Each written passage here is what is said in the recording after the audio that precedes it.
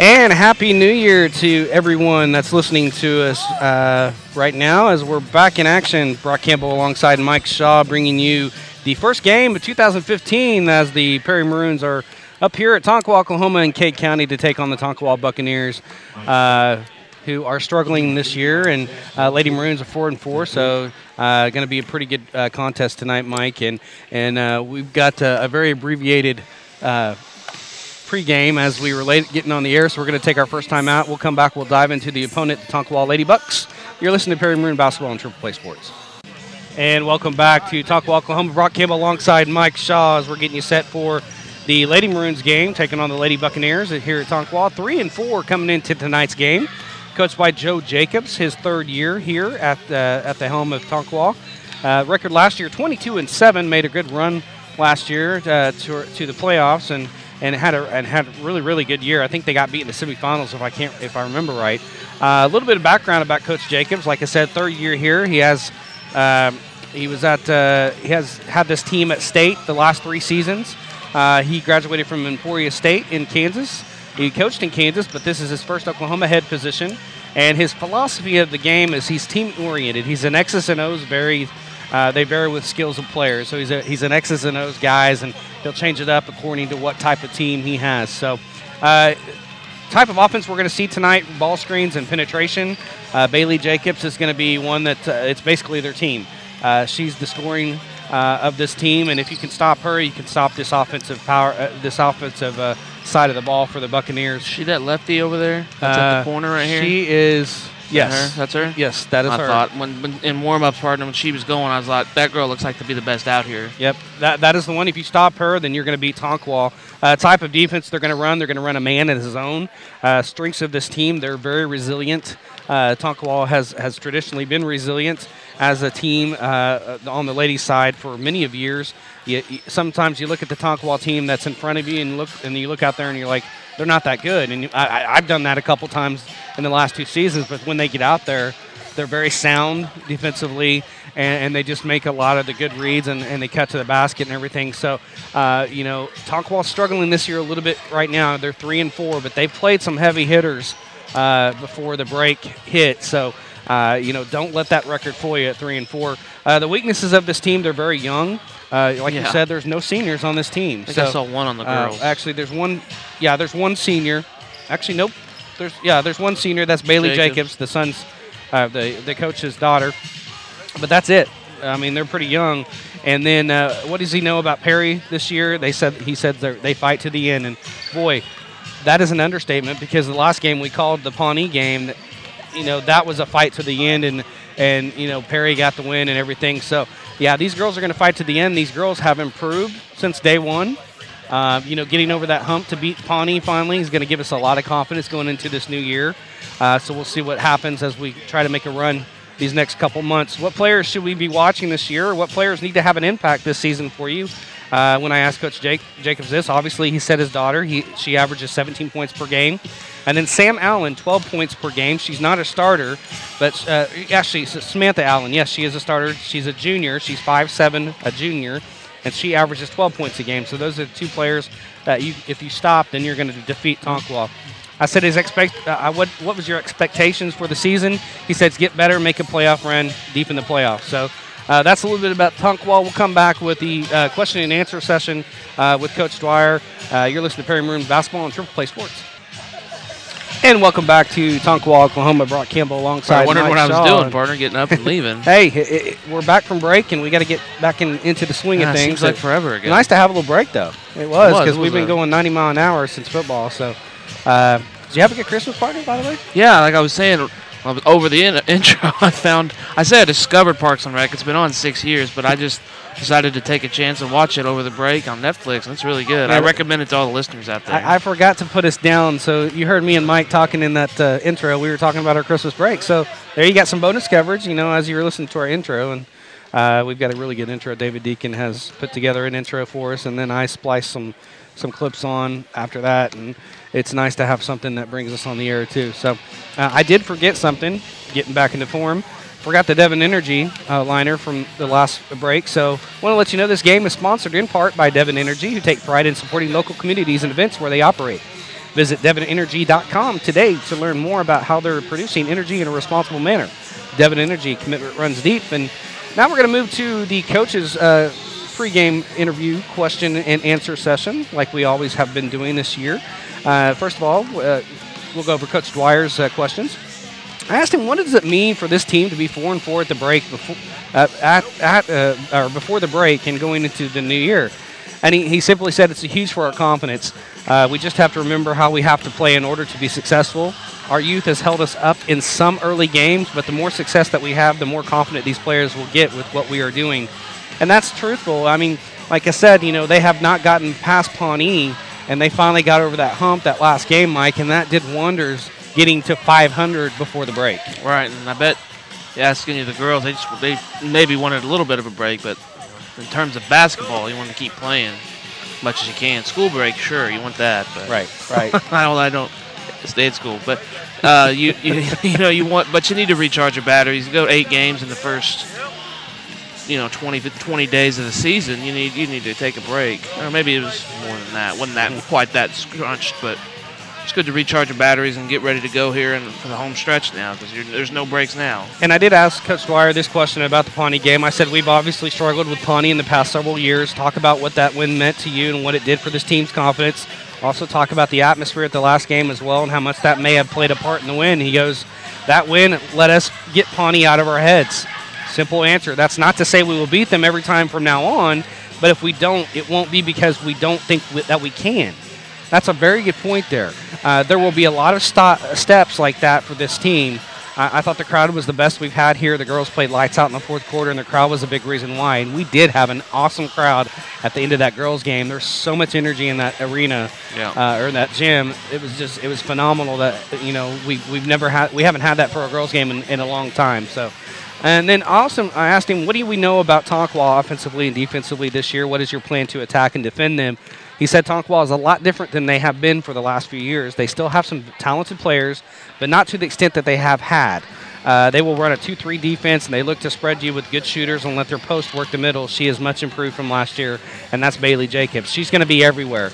He says she's a post on here, but she can shoot the ball from anywhere. She's a big, powerful girl. She'll get to the cup.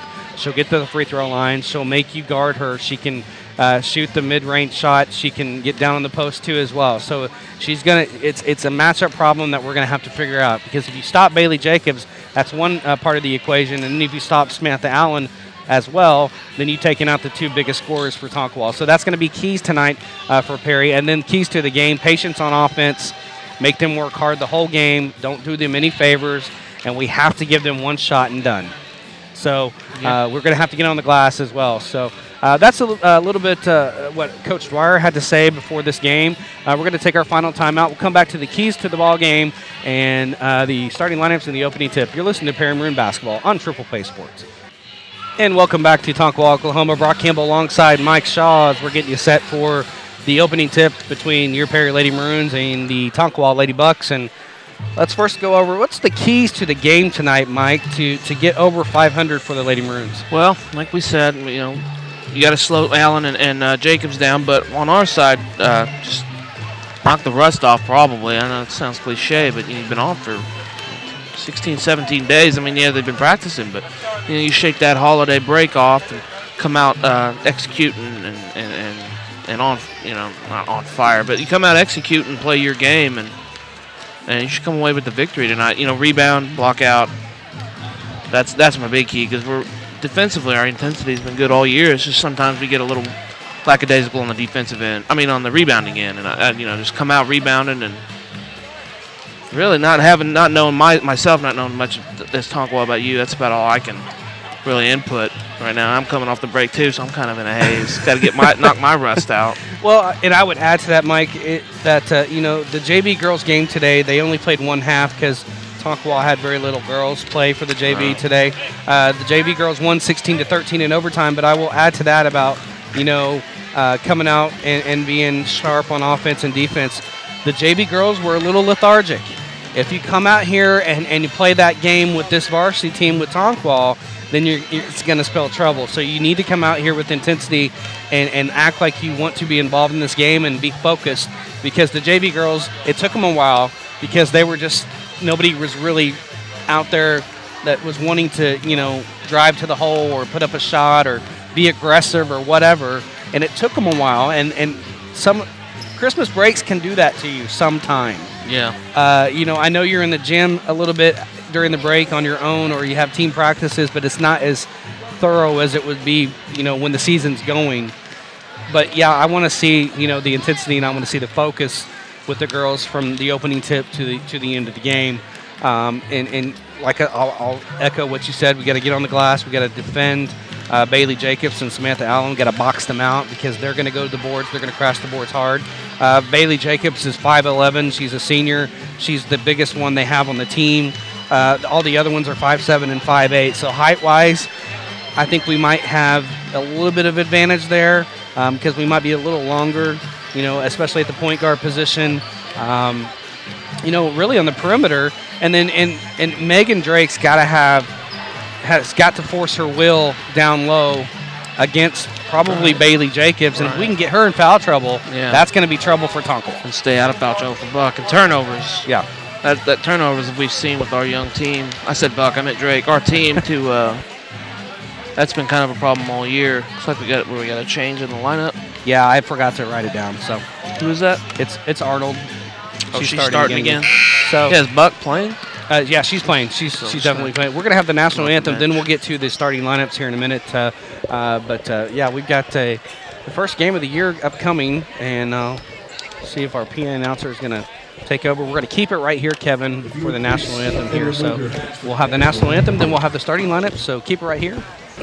And that was our national anthem. God, that was terrible. And that was a very long national anthem. I really don't like when people that sing that. I know there's nobody in this building, but when people sing the national anthem like that, I really can't stand it. I'm sorry. That's my old man moment. No, I agree with you. But we're going to go ahead into the starting lineups. First for the visiting Lady Maroons. At guard, number 1, sophomore Jessica Vennard. The 2 guard, number 13, the freshman Maddie Dwyer. 3 guard, number 14, the freshman Addison Shields. The forwards, number 23, the senior Carly Arnold. And the other forward, number 25, the senior Megan Drake. So Vennard, Dwyer, Shields at the guard position. Arnold and Drake, your forwards. For Tonkawa, Joe Jacobs, 3rd year. Number 34, the 5'7" junior Samantha Allen. The other guard, number 10, 5'7" freshman Brianne O'Neill. The other guard, number 15, the 5'8" freshman Mallory Scott. 4 guard, number 25, 5'8" sophomore Sylvia Jalaj. Do what? It's like they're starting number 24. And they're starting number 24, Emily Homan over Jalaj. So, and then number 40, senior Bailey Jacobs. So, I guess they're starting Homan, number 24, over Jalaj. So that was a change that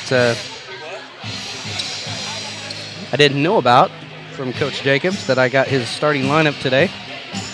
So we'll put Emily Homan in there. Gamesmanship. As the starter for Tonkawa. So it'll be Allen, O'Neill, Scott, Homan, and Jacobs. That's your starting 5 for the Tonkawa Lady Buccaneers. And we're about ready to get things going. Glad to have you here at Kate County, Tonkawa, Oklahoma. Brock Campbell alongside Mike Shaw. I'm out. Dumping the ball will be Megan Drake against Bailey Jacobs. And there's the whistle. There's the toss. There's the tip. And it's controlled by the Lady Buccaneers, and that is to 23. Well, that's a change, too, isn't it? I don't have 23 on my roster. Wow. So Allen has it at the top of the key. Guarded by Shields. Not there. Now Bailey Jacobs at the top of the key. Guarded by Arnold. Weird. Hands off to Allen. We're going to have to figure out who 23 is. You might get off the air here and ask somebody who 23 is real quick, Bart. And that foul was on Addison Shields, her first, team first.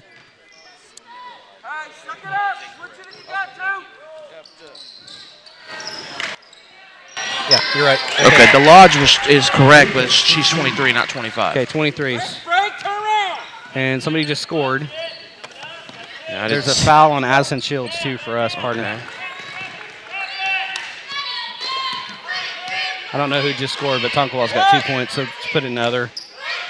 Okay, I don't know who the lodge, what place she takes either.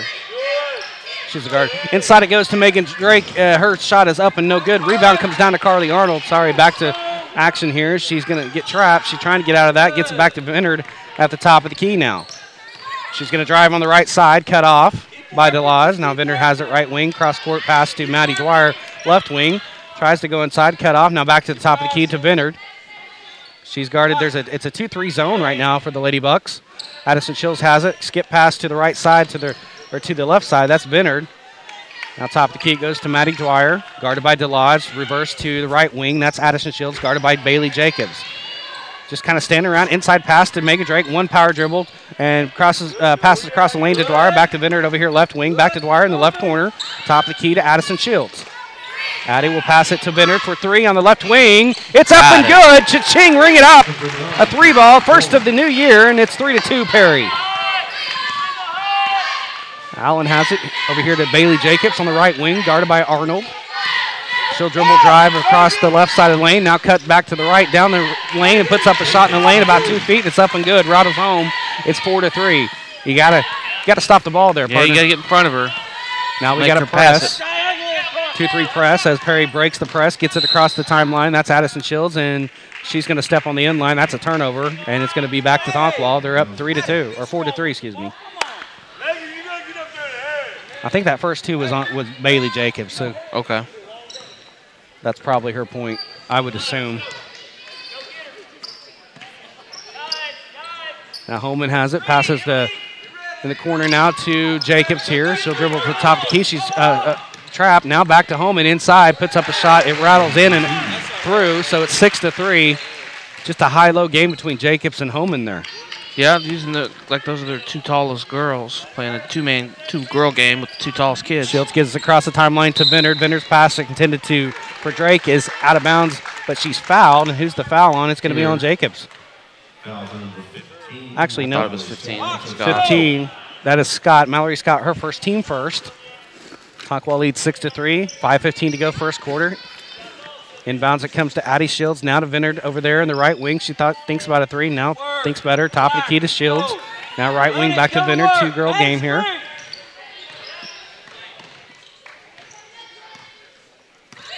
Just not really any movement here, partner. I mean, slow out of the gates here.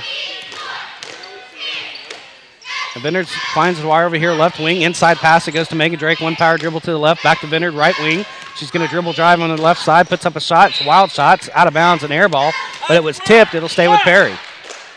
I like the aggressiveness by Vinard, though, using her left hand dribble drive down the lane. Yeah, trying to get something going. Arnold almost stepped over the end line. Gets the pass inbound to Drake, and then she's going to be fouled, and I think that's Holman. Yeah, looked like it. That is Emily Holman, her first, team second. And Perry will have it inbound underneath their own basket. Arnold to inbound, looking, still looking. Somebody move. Got to get it in. And she finds Vinard at the top of the key. Allen slipped, gets it to Dwyer over here, left wing, now left corner. Arnold back to Dwyer. And Dwyer goes off her hands to Allen. Allen's going to go all the way down the lane, puts up a shot, no good, gets her own rebound. There's a foul. And it's going to be over the back on Bailey Jacobs. Yes, it is, and it'll go back to Perry. That's Jacobs' first, team third. Well, I can't believe how much the coach is freaking at the three-point line practically over here on this side. You need to watch that. Arnold passes over there to Addie Shields, trying to break the press. Now to Maddie Dwyer over here. Finally gets it across the timeline to Arnold. Now we're just going to set it up. Vinard at the top of the key. 2-3 zone for Tonkawa again. Left wing, it goes to Dwyer. She gets a pick by Arnold and gets dribbles to the top of the key. Right wing to Vinard. Inside to Drake. Nice job. A nice seal by Drake. Puts it up and off the glass and in, and it's 6-5. Much better ball movement on that possession, partner. Smith Allen to Holman at the free throw line. Bailey Jacobs top of the key. She'll dribble down the right side of the lane, puts up a shot. It's up and off the window. Count it, and a foul, and she'll go to the line for one. And that was on Vinard, I believe. That's her first, team third. That puts Jacobs at the line for the three-point traditional play. Arnold kind of got a little out of position on defense, so you can't give her that right hand is what she wants to go. She had a wide-open lane there, partner. Yeah, you got to block her right because that's what her strong hand. Free throw's up and good, and it's 9-5. Tonkawa on top by 4. 3:50 to go first quarter. We haven't got any breaks in yet. Addie Shields is going to drive down the right side of the lane, cut off. Top of the key to Drake, and it's off her hand, stolen by Samantha Allen. Gets the shot, puts up on the left side of the lane, and it's good up the window, and it's 11-5, and looks like we might have a timeout. There's a reach-in foul by Samantha Allen, her first team fourth. Looks like Dwyer wanted to call a timeout, but he's not. I don't know if he's going to now or not. Arnold will inbound in the backcourt to Vinard, and here come the Maroons. Down by 6, 11-5. Briskly paced first quarter. And like I said, you look at Tonkawa, they don't look like much, but they're up by 6. Yeah, they're just getting some breaks on those steals and not missing their shots. 5 of 6. Now Vinard's pass is out of bounds, and it's tipped out of bounds. It'll stay with Perry. And that's what they do. They like to create, let their defense create offense. Absolutely. It's working in the early going here. Addie Shields gets it in the backcourt. You dribble at it. Inbound. Don't pull up. Top of the key. Now gives it to Vinard over here. Right wing. She thought about a 3. She just I'd have taken it. Yeah, she should have. Now she'll dribble to the top of the key. Excuse me, partner. They're just sagging out here. Yeah, they're kind of sagging on her a little bit. You got to find those gaps in that zone. You got to penetrate those gaps. The ball movement is critical on the zone defense, too. Yep. Maddie needs to cut in and out. Vinard has it over the right corner. Inside pass to Drake. It was tipped by Jacobs. Drake's going to take a couple dribbles. Gives it to Addison Shields over here, left side. She'll dribble down the left side of the lane. No good on the shot. Rebound, Carly Arnold. Back to Drake from about 15 on the baseline. No good. Rebound, Paley Jacobs. And we've got a foul on the play. It's Addison Shields. So we're going to take a break. You're listening to Perry Maroon Basketball and Triple Play Sports. And welcome back to Tonkawa as Sylvia Delage just drained a three-pointer from the right corner, and it's 14-5. And we're going to have another 30-second timeout. We'll take another one. We'll get our breaks in here. You're listening to Perry Maroon Basketball on Triple Play Sports. And welcome back to Tonkawa. Brock Kimball alongside Mike Shaw. Well, unfortunately, we're seeing exactly what happened with the JV girls game, Mike, and it's just there's no ball movement. There's no movement on offense, and Tonkawa's just licking their chops and just waiting for those lanes to open up and steal those balls on the passing lanes. Yeah, and they're both teams are young, obviously, like we've talked about, but sometimes this can happen with the young team. They can just open up after a long delay and be lethargic, and that's kind of happening. They're on the other side. They're not. They're out firing on all cylinders. Olivia Buck now in the game for the Maroons, and I think Olivia could be a good change of pace. Vinard has it, passes to Maddie Dwyer over the right wing. Maroons down 14-5, 1:52 to go, first quarter. Now bounce pass to Vinard at the top of the key. She's going to fire from 3 from the top of the key, and it's off the back iron. No rebound, long rebound to Maddie Dwyer. Back to Vinard here, left wing now. She's going to dribble down the left side, cut off by about 2 Buccaneers. Looking for somebody inside, gets the top of the key to Buck. Buck's going to reverse it to Dwyer over there, right wing. Maddie will dribble, pass it to Drake at the left high post, back to Vinard, back to Buck over here, left wing now. A little bit better movement. Arnold has it right wing over there, right corner. It's the Vinard. So dribble to the right wing now. Cross court pass to Buck over there, left wing. Back to the top of the key, that's Vinard. Vinard's going to drive down the right side, and she's going to be poked away and stolen by Bailey Jacobs on a breakaway layup, and she's going to put it off the glass and in. It's 16-5. And she is faster than she looks, partner. She went coast to coast. They are killing us on those turnovers right now, turning into points. Vinard now gets it across the timeline. Tonkawa is up by 11 points. And their coach is intense, like they're down 11. Vinard puts up a 3, and it's blocked by Jacobs and stolen by Allen. Up the court to the Lodge for the easy layup, and it's 18-5. And Tonkawa not looking like a 3-4 team right now. Absolutely not. Dwyer, now she walks with it. A turnover for Perry, and they've got Perry in a panic right now. Yeah, I don't know what they did over the break, but whatever pep talks or whatever practice methods or whatever they did over the break was gold. Well, Tonkawa has played some big competition. Yeah, Alva. Oh yeah, and Chisholm and people like that. There's a steal by Arnold. She passes to Drake, tries to get it there. It's poked away, stolen. Now Delage on the break now for the Buccaneers. She'll fire from 3 from the left wing or the right. Yeah, the left wing, no good. Rebound comes down to Buck. She's fouled on this rebound, and it's going to be on Brienne O'Neill. Who took that 3, partner? Her first, team 5th. That was on number 10. Who was the shot, though? Sorry. That was Delage, 23. Delage. Now Vinard's going to drive down the left side of the lane, puts it up and off the glass and in, but there's going to be a travel called before the shot. And another turnover for Perry, and I don't think she did travel. You were looking down, but I don't think that was a travel. Yeah, I'm sorry. I was trying to get correct here on my score sheet.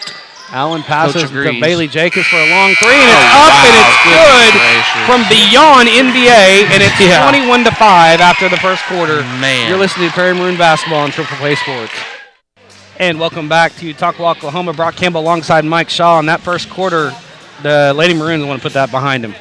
Yes, talk about this absolute assault. That's just a shocking turn of events right here. 21-5. I mean, we're 9-5, with 3 minutes to go, and then all of a sudden they just kept scoring. And when Bailey Jacobs makes a three-pointer at the end of that quarter from right in 3 steps from the end line, the mid-court line. Just tip your cap on that one. You got to tip your cap, and you just wonder if it's not your night. It very well could be. You just got to, right here, you got to cut this quarter into its own quarters and cut into the lead little by little. Chloe Pierce now into the game for the Maroons. Now Drake has it right high post.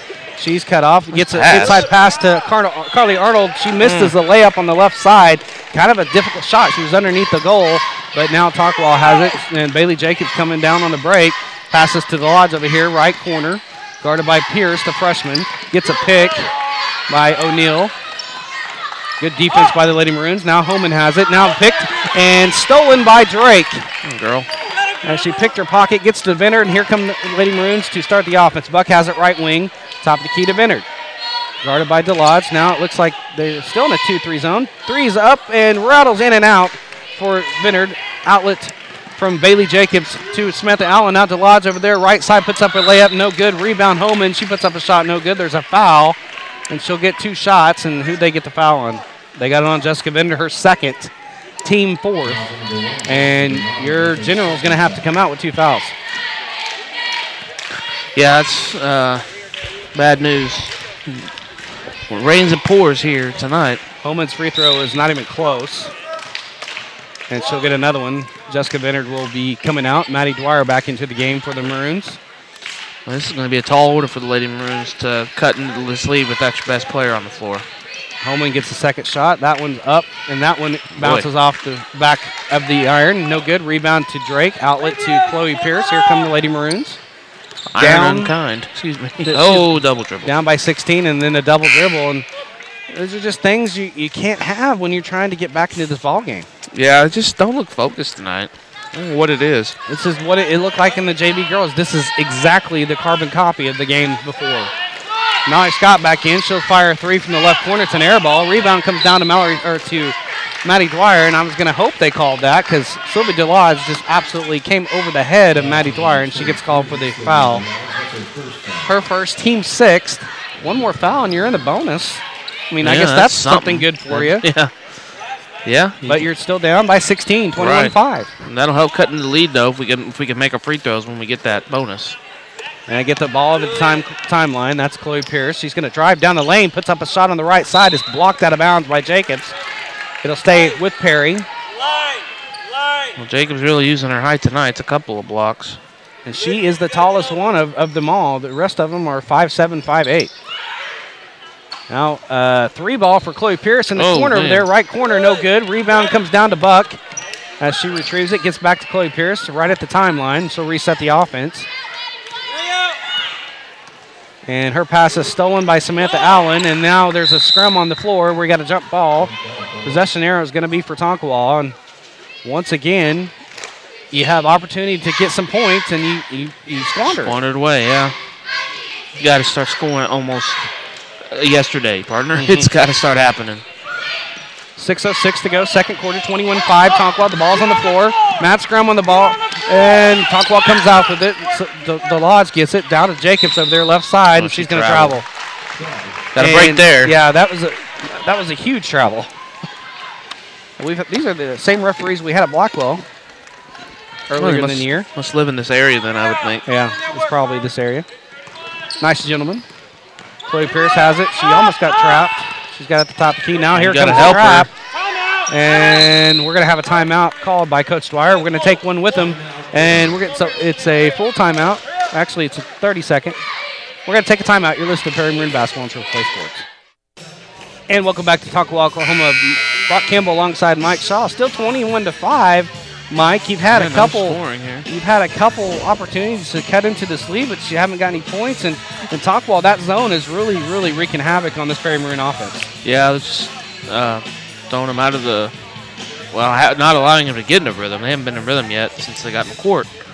But it's continued to stifle the offense, and then the little trap at the top of the key is just another wrinkle that you don't see a lot of teams run. That's pretty inventive defense. Not inventive, but pretty good defense. I like it, but I don't know what they're going to have to do here. They're going to have to just try to, the old cliche, play within yourself here and try to get a bucket to play a high-low game. And they're having trouble driving the lane because you got 5'11" Bailey Jacobs right in the middle of the lane. Right. You're going to have to get her away from the basket. Like Drake, but she keeps sagging back down anyway.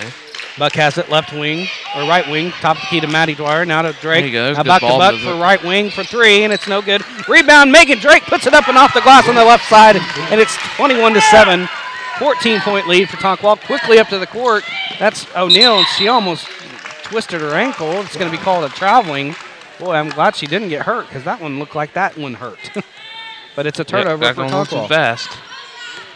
They like to run. They like to run when they can. Yeah, they've ran a lot tonight. It's a different kind of team this year that I've seen otherwise. They're usually a pretty slow tempo team. Pass to the free throw line to Megan Drake. Now for 3 from the right wing. That's a buck and no good. Rebound. Fought for. Maddie Dwyer saves it to Pierce. Now Buck at the top of the key. She'll fire for 3 again. No good. Rebound comes down to Jacobs, and she's going to take herself up the floor. Gets it up the floor to O'Neal. O'Neal to now. That's number 3 that's come in. That's Hembry. Hannah Hembry. Now Allen. Now Sylvia DeLodge has it. Right wing now. Back to Hembry. Back to DeLodge here. She'll fire from 3 from the top of the key. It's no good. Rebound Jacobs. She takes one power dribble, puts it up and off the glass on the window on the spin, and it's good. 23-7. That's the key. One of the keys of the game to crash the glass, and it's not happening so far. No, it's equal on the boards right now. Got to gain an advantage. And you're going to have to bring Bennett back in. She's about ready to check in for the Lady Maroons. She's got 2 fouls. Pass to Carliano here, right. High post, no good. Rebound comes down to Dwyer. She puts up a shot in the lane, no good. Rebound fought for. It's out of bounds. It'll go to Tonkawa. Coming back into the game, like I said, Jessica Bennett, the sophomore, replacing Chloe Pierce. Samantha Allen back in the game, and also Emily Homan back in the game for the Buccaneers. 4:09 to go, second period. 23-7, Tonkawa on top, leads by 16. Free throw pass to Homan. Now she'll just hand it back to Allen. Now Hembry will fire from just inside the three-point line. It's a 2. It's up and good. Rattles home. It's 25-7. That shot didn't look real good, but it rattled home. Yeah, you got just kind of shot put it up there. Freshman, yeah. She's a little freshman out there making shots, but it's your kind of night. Yeah. Buck has it right wing. That top of the key. Now to Dwyer. She gets a pick from Drake. Dwyer's going to try and go down the lane. She loses the ball. It's stolen by Jacobs. Tried to dribble through 3 girls. Yeah, that's Jacobs just not good basketball. Pull up and pop from about 5. No good. Rebound comes down to Venner. Now Venner to Dwyer. She's going to dribble drive, and she gets it poked away, and it's going to be on the floor. It's going to Drake tries to retrieve it. Now stolen by Samantha Allen, and she gets the ball up the court. Now to Jacobs for 3 at the top of the key. It rattles in and out. Rebound comes down to Dwyer. Just being fought for. There's a jump ball to go to Perry. And I think Maddie Dwyer is coming out because I think she's made too many turnovers, and her dad's seen enough for right now, and she does have a seat. Yeah, she's having an off that's night. Just fresh. She's going to get better. She's just a freshman. She's got four turnovers on her own tonight, but the whole team's turning it over too much. Not just on her. Now Arnold has it top of the key. The Maroons have it down by 18. Sorry, I couldn't. Quick subtraction. Leonard has it top of the key, right wing to Buck. And they're just this is what Tonkawa wants you to do. They're just moving it around the perimeter, and they're not penetrating. Not penetrating. You've got to penetrate the zone somehow, but Tonkawa is just not letting them do it. Got Jacobs out of the game here. It's a good opportunity to get inside to Drake. Left high post to Drake. Now to Venard. She gets a screen. Now Venard's going to try and drive the left side. To Buck over here, left wing for 3, and it's up, and it's no good. Rebound fought for. Drake's in there. Gets it off the the shot was no good, but I thought she was fouled, and the rebound comes down to Allen. She gets to Lodge over here, the right wing. Now to the center of the court. It's batted out of bounds by Venard. It will stay with Tonkawa. Actually, no, it went off of Holman's hands, and it'll go to Perry. 2:19 to go. Perry down 25-7. 18-point advantage for Tonkawa. Olivia Buck over there, right wing, right high post. It goes to Drake. Inside pass to Mackenzie Richards, who came in for Perry. She loses it, and it's stolen by DeLodge. DeLodge is going to try to go coast to coast. She puts up a shot. She's fouled on the right side. She's fouled by Megan Drake, and she'll go to the line for 2. That's Megan's first foul, team 5th, I believe. And that'll put DeLodge at the line for 2 shots. And DeLodge just took it coast to coast. Nobody stopped the ball. No. And you got to get in their way. You never know. You can cause a turnover. A lot of things can go wrong. First shot rattles in and out, no good. So still an 18-point game. Well, they found their weakness, free throw shooting. Ashton Mitchell is now in the ball game for the Maroons. Ashton Looper.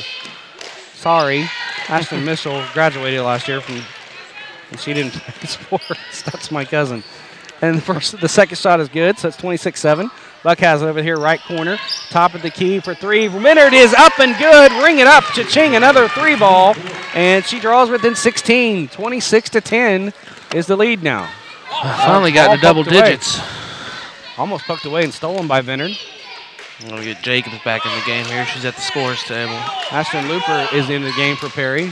DeLodge hands it off to Mallory Scott. Her shot on the left baseline is no good. Rebound is fought for. It's taken by Buck. Outlet to Vinard.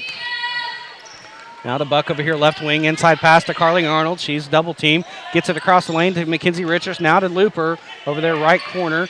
Vinard at the top of the key. Thought about a three. Now Buck, left wing. She gets two people on her. Now to free throw line. That's Mackenzie Richards, and she's going to drag her foot, and that's a turnover. Just move that pivot foot just a little bit, and that's another turnover for Perry. How many is that for his partner? 11. 11 turnovers for the Lady Maroons. Not good. Coming out of the break. 26-10, minute 10 to go for second period.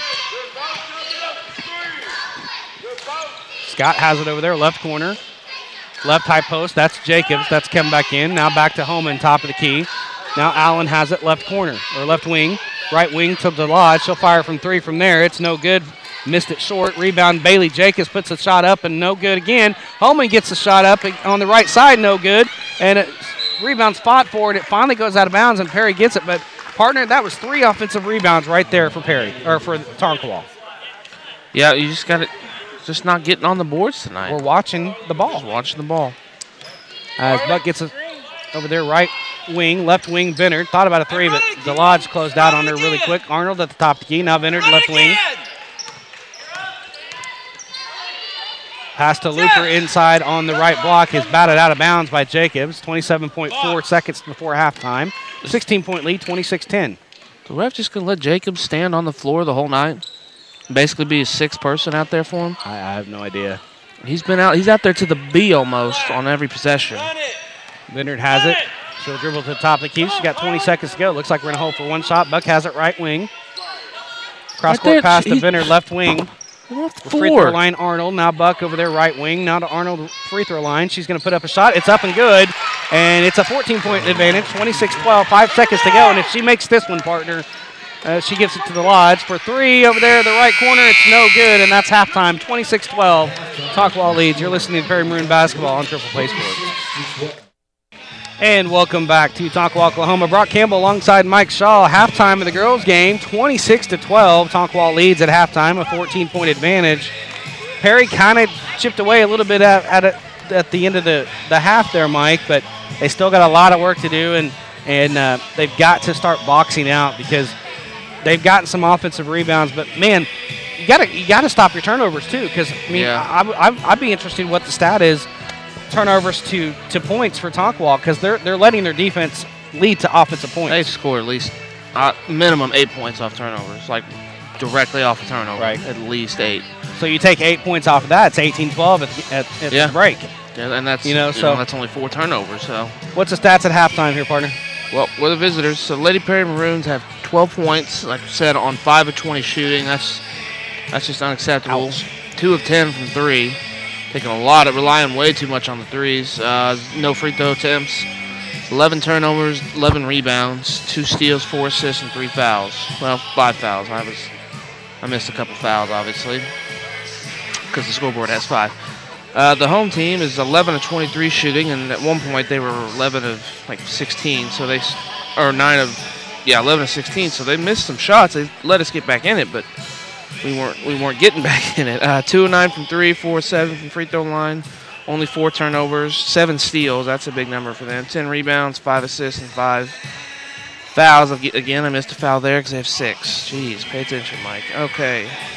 Individually, Jacobs, like you said, stop her and you stop them. Well, right now we're not. She's got 14 points and 6 rebounds. And individually, Perry has Venner has 6, and Drake has 4, and then Arnold has the other basket. And that's the stats.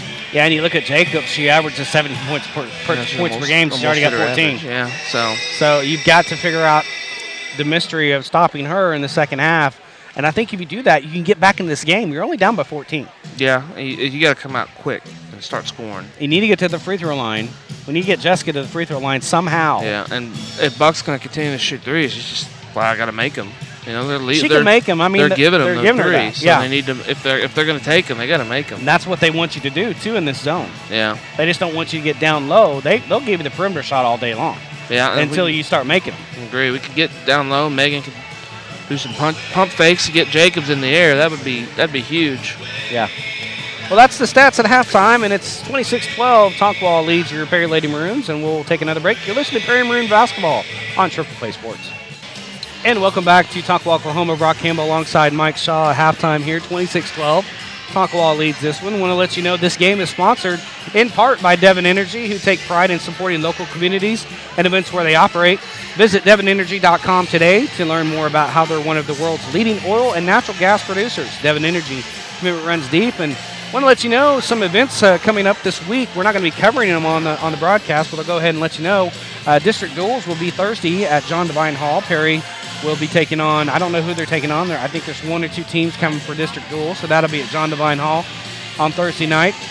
This weekend, the basketball teams will head over to the Wheatland Capital Tournament at Chisholm in North Enid. They'll be taking a part in that tournament. The girls start off with Alva, which is a tough draw because Alva's ranked.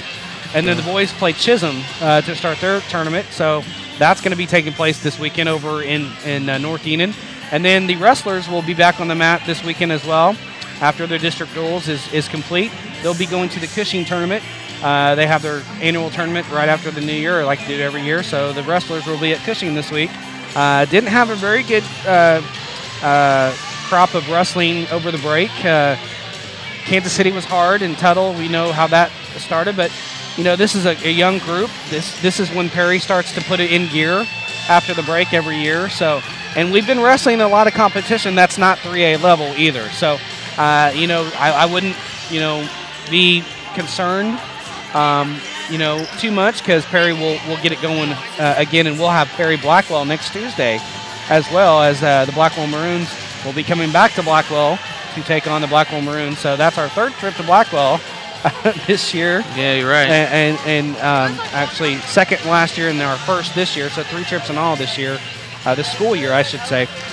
Anyways, that's what's going on this week and next week. We're going to take our final break. We'll come back with the keys to the second half and the start of the third quarter. You're listening to Perry Maroon Basketball on Triple Play Sports. And welcome back to Tonkawa, Oklahoma. Brock Campbell alongside Mike Shaw getting you set for the third quarter. Let's quickly go over the keys to the second half, Mike. Well, you got to stop turning the ball over. That's keys 1, 2, and 3 right there. Stop turning the ball over and too many coast to coast layups. I think they've got 5, 10 points at least off of just going coast to coast. You got to get in front of the man with the ball. Stop the ball, you know. But turnovers is my one and only key, really. We got to stop watching the ball when it goes up for the shot. We got to rebound. Yep. Or standing around watching the ball. Yeah, I think I might have missed a couple, but Tonkawa's got at least 4 or 5 offensive rebounds, and they had 3 that one possession towards the end. We're just standing around flat-footed, just watching the ball. That's got to get better this half if you want any chance to get to cut into this deficit and get back to this ball game. Tonkawa's going to have the ball to start. Exactly. We got to strike quickly. Starting 5 for Tonkawa as we start, and the starting 5 for Perry. So we've got Allen, O'Neill, Scott, Homan, and Allen, O'Neill, Scott, DeLodge. Not O'Neill. It's DeLodge, Scott, Homan, Allen, and Jacobs. Yep. And then for Perry, Venner, Dwyer, Shields, Arnold, and Drake. As we're underway, DeLodge has it here, left corner. Inside pass to Jacobs on the left block. Back to the top key. That's Scott to now reverse to Allen. She'll reverse it all the way to the left wing. Almost went out of bounds to DeLodge. You got to get up on it when that happens. And she'll pass it to Scott over here, left wing. Pass there you go. Stolen by Megan Drake at the free throw line. Outlet to Venner. Here comes Perry. Good start. Yep. Very good intensity to come out. Now passing to Drake over there, free throw line. Arnold over here, left hit her, right corner. There you go. Inside pass to Drake on the right block. Puts up power dribble, puts up a shot. No good. Rebound on the backside. Jacobs, and here comes the Tonkawa Buccaneers. Her pass up the floor is out of bounds, and Coach Jacobs is not going to like that from his daughter. No, but that was nobody crashed in the glass like we've been talking about, but that was a much better possession. Got the ball to Megan, got her a touch. Vinnard has it here as start the possession. She's going to fire just inside the 2-point range. No good. Rebound. Addison Shields puts up a shot again. No good. Rebound comes down to Jacobs. You got 2 shots out of it, no points, and it's still 26-12. Now Allen has it over there, right corner, top the key to Jacobs now. Inside pass to Holman. Turns around, puts it up and off the glass and good. And that's just not good defense by Drake, and it's 28-12. Yep, let her get too far in, let her get to her spot. Now Drake has it. She gives it to Arnold here, right wing. Now Dwyer, right baseline. Shot is short. Rebound Holman, and got away with an elbow. Yes, she did. And long pass up the floor to Allen. She gets across to DeLodge on the left side. It's no good, but she's fouled, and that's on Dwyer. And DeLodge will go to the line for 2. I think that's Maddie's second. Is that correct? That's her first team foul. I have it as first. Is that what he had? Yeah, that's what he said. Remember, I missed 1 foul on each team. And that's not a joke. That's not what he said. That's not a joke. First free throw is up really and no not good. The more popular one. That's what she said is the popular joke. Well, it depends on, what sex you are. So, there you go. Second shot's up and good, and we're down by 17, 29-12 now, and it's 12-17, partner, and they've got to start chipping away now. Vinnard gets it across the timeline. To Dwyer over here, left baseline. Her pass is batted away, stolen. Loose ball foul is created by on Carly Arnold. Her first, team second, and boy, it's a 17-point lead, partner. You cannot let it get it any more than this, I think, at this point. Allen has it, top of the key. Holman to the free throw line. She's going to hand it off to DeLodge at the left side. Now Mallory Scott, left baseline, puts up a shot. No good. Another offensive rebound by Holman. Her pass inside to Jacobs. She puts up a shot on the left side, gets her own rebound, puts it up and off, up and good again. And it's just there's 2 offensive rebounds, and it's 31-12. They are getting away from some pushes, though. But you still got a rebound. There's a reach-in call. Now Holman on the right block. And that's her team first of the quarter. 31-12. Perry down by 19 now. Vinnard looking for somebody to pass into. She finds Addison Shields in the backcourt. Now back to Vinnard over here, right corner. Dribbles to the right wing. Gives it to right corner. That's Arnold now. Right wing to Vinnard. Reverse to Addison Shields. Top of the key. Now Dwyer over left wing. Top of the key to Addison Shields. Referee right in my vision. Arnold now reverse to Vinnard for 3. And the left and the right corner up and good. Ring it up to Ching, and it's 31-15. Now DeLodge has it. She's going to try to pass it inside. She gets it batted down. Puts up a shot over there on the right side. No good. Rebound Drake. Outlet to Vinnard. Up the court quickly to Addison Shields. Puts up a shot on the right side, and it's no good, but we're going to have a foul. Is it on the floor? And it's on the floor. It's on Mallory Scott. Her second foul, team second. And Perry will have the out of bounds underneath her basket. Down 16, 31-15. Inbound it comes to Drake. Back to Vinnard. Right corner. Puts up a 3 again, and it's no good. Rebound Dwyer. Puts up a shot. It's no good. And she's fouled. She'll go to the line and see who the foul's on. 2-3. That's DeLodge, Sylvie DeLodge. Team third, and they're going to have a timeout for Joe Jacobs, I think. See if he wants a 30 or a full. And we're going to have a full timeout. Let's take a full timeout as well, Kevin. Play break 12 and 13. You're listening to Perry Maroon Basketball on Triple Play Sports. And welcome back to Tonkawa, Oklahoma. Brock Campbell alongside Mike Shaw. 31-15. Perry down by 16 now, and Dwyer will be at the line for 2 shots as Sylvie DeLodge fouled her on the shot. She didn't make it. She'll get 2 free throws, though. And these are free points with the clock stopped, so we got to have these. Yep. They are key. First shot is up, and that one's in. 31-16, back to a 15-point deficit. Maddie will get another one, takes a couple dribbles, spins the ball, eyes it, shoots it. And she makes that one as well, 31-17. 14-point advantage. Quickly up the floor, Tonkawa. Holman on the right side of the floor, puts up a shot, no good. But, man, that was lightning quick. Yeah, that was ridiculous. It caught Perry off guard, and it'll stay with Tonkawa. I think that's what happened in the timeout. Coach Jacobs put that in. Now a screen for Jacobs on the inbound pass. She puts it up and off the glass on the right side, and that was way, way too easy. Yeah. Just no help on the back end. Perry gets it across the timeline. Shields has it here, right wing, right corner to Dwyer. Top the key to Vinard. Inside pass to Drake. Nice pass. Puts it up and off the glass and in. 33-19. That was a great catch for Drake and puts it up and off the glass. Yeah, it was a really athletic move there by Megan. Right high post. That's Homan. Hands it off to Sylvia DeLodge. She'll fire from three. It's up and good. Well, and she Dwyer just 36-19 now. Go ahead. Dwyer just can't let that go. She up the court quickly to Drake. Puts the shot up and off the glass on the right side. It's no good. Rebound. Or the foul is on Homan. She'll get 2 free throws. Go ahead and finish that thought. No, I'm not trying to jump on the freshman or anything, partner. It's just she was trying to go under that screen. You got to cut in front of it and get out in front of the shot. You left her wide open. Megan gets 2 free throws. First shot is up. Who'd they call the foul on? Good. Sorry. Foul on Homan. I know it's been going frenetic here lately. 36-20. Perry back within 16. Boy, they're trying to cut into this, partner, but man, you just can't get over that 14-point hump. It seems like. Yeah. Keep trying and clawing back. Second shot, back iron, no. Rebound, Arnold. She tries to get it to Drake. She does get it to Drake. It's a jump ball. It's going to stay with Perry. So possession arrow will stay with Perry, and you have another opportunity to get it down to 14 or 13 here. As Vinard will inbound underneath her own basket. 4:21 to go in the third quarter. She's looking. She finds Addison Shields right at the midcourt line. Now back to Vinard for 3 from the left wing.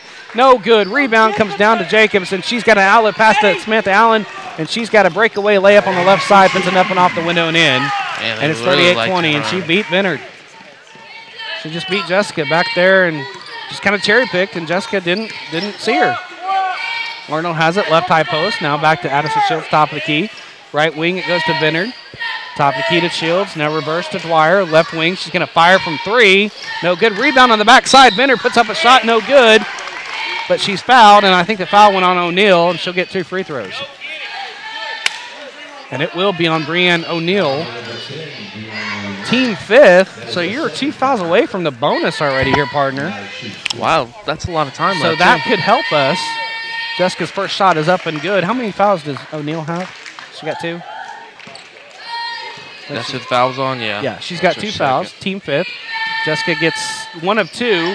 Rebound fought for, and it's taken by Smith Allen. So 38-21. There's a walk, and Addison Shields bats it away and steals the ball. And then she's poked away again by Bailey Jacobs. Bailey Jacobs is going to put up a shot on the left side. No good. Rebound is out of bounds, and it's going to stay with Tonkawa. Boy, you had a steal and you had a breakaway layup, and then Bailey Jacobs picks your pocket and goes the other way. I mean, you just can't buy a break here.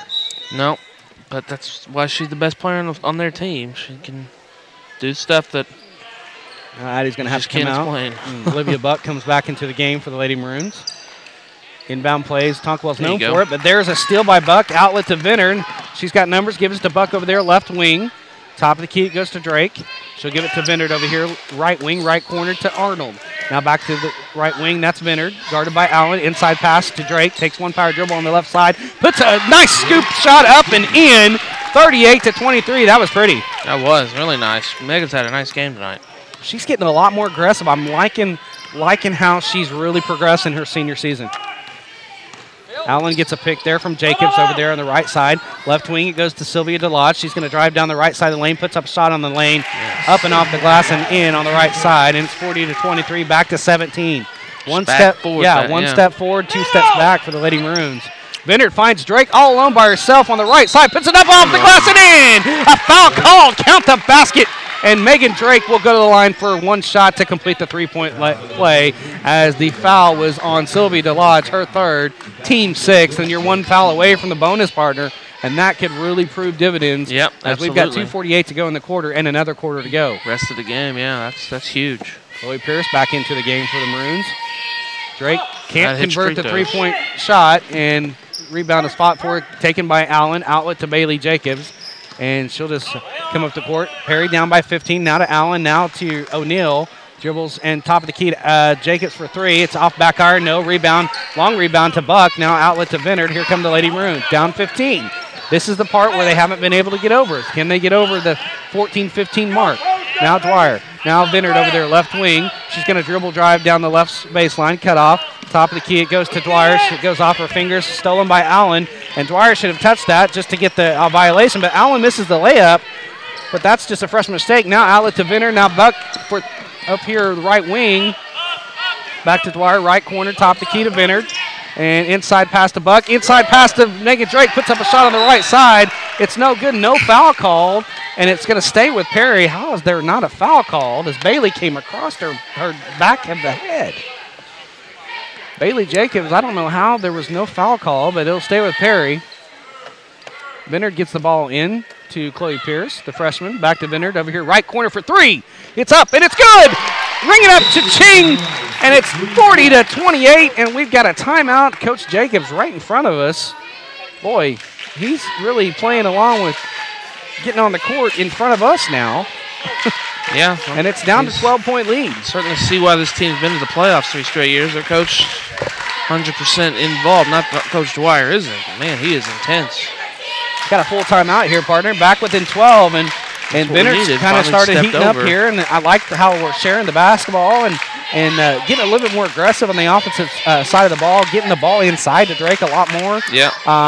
That's what you have to do with the zone. And really, Tonkawa has come out of the zone a little bit too in this quarter, which I'm surprised. Right. Yeah, it was working so well, and yeah, we've got 16-9. I think we're outscoring them so far in this quarter. Still got a couple minutes to go. I think maybe about a minute and a half. Yeah. I can't remember.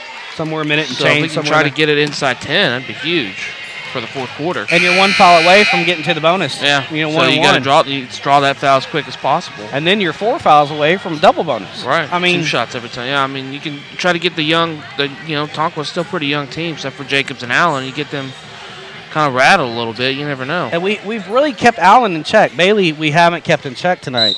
Jacobs has the grunt of the points. The Law just got 12. She's the other scorer for him. Now, Allen, we've taken her out. She's only got 2. But the Law just stepped up like some, good players will do. Allen gets it to O'Neal over here left side. Her pass is batted away, stolen by Looper, who's came back in for the Maroons. Outlet to Vinard. Here comes the Lady Maroons again. Down by 12, making a run. Now Buck over here, right corner. Looking, passing inside to Drake. Takes a power dribble on the left side, puts up a shot, no good. Rebound, comes down to Buck, puts it up and through the hoop. The basket counts and a foul. And she'll go to the line for a shot here. The foul is on Bailey Jacobs, and how many is that on her? 2 or 3. That's second foul on Bailey Jacobs, team 7th. Now you're in the 1-and-1. Buck will go to the line to complete the 3-point play. It's up, and it's good, and Perry's within 9, single digits, 40-31. And we got a violation, a lane violation. The basket is no good. Jump ball, I guess, is called by the referee. And it's 40-30. It's a 10-point lead. Who'd they call it on? Never seen that, a jump ball on the lane violation. I don't know. Smith on has it, gets it to O'Neal over here left side. Her shot is no good. Rebound on the backside to Looper. Outlet to Vinard, and Perry's got a lot of momentum right now. Yeah, that was a really quick shot. Right corner Buck. Left wing Vinard. Guarded by Allen. Gets it over here to Chloe Pierce, left wing. Top of the key to Buck. Right wing to Vinard. Inside pass to Drake. Power dribble. One dribble. Power dribble. Puts it up left-handed, and it rattles home. It's 40-32. They have no answer for Drake right now. No, they just keep giving her the ball, too. Now Allen's going to dribble drive down the lane. Kicks it to, and we got to travel. Yeah, we got to travel over there on Hembry. A turnover for Tonkawa, and Perry is making a huge run, 40-32. I'd like to know what run we're on right now. I need to learn how to keep better stats for basketball. We need to get somebody else to help us, maybe do some runs and stuff. Well, I know it's 16 to. What was the half? It was like 20-9 in this quarter. Yeah. So, but consecutively, I don't know. Vinard has it left wing, inside pass again to Drake. Takes one power dribble, puts a shot up on the right side. No good. It's tipped out of bounds. It'll stay with Perry. But she's being aggressive. She's really taking it to Bailey Jacobs, who's got 2 fouls. Yeah, absolutely. And Megan's had a great resurgence in the second half. Inbound to Chloe Pierce in the backcourt. She'll find the floor general, Vinard. 20 seconds to go. Take the last shot here. 40-32. Perry has really cut into this lead, which was At the most, it was 19 points. Mm-hmm. Yeah, and it was 36-18 not too long ago. Vineyard trying to get a pick. She's going to fire on the left Nailed side. it. It's up and good. It's a two-pointer, but it's 40-34, and that's the end of the third quarter. Perry within 6 points. Come back for an exciting fourth quarter. You're listening to Perry Maroon Basketball on Triple Play Sports. And welcome back to Tonkawa, Oklahoma. Brock Campbell alongside Mike Shaw. And Mike, we got a game now. Yeah, absolutely. And I think it was 38-20, or at least 36-20. So we're on about a 14-2, 14-4 run.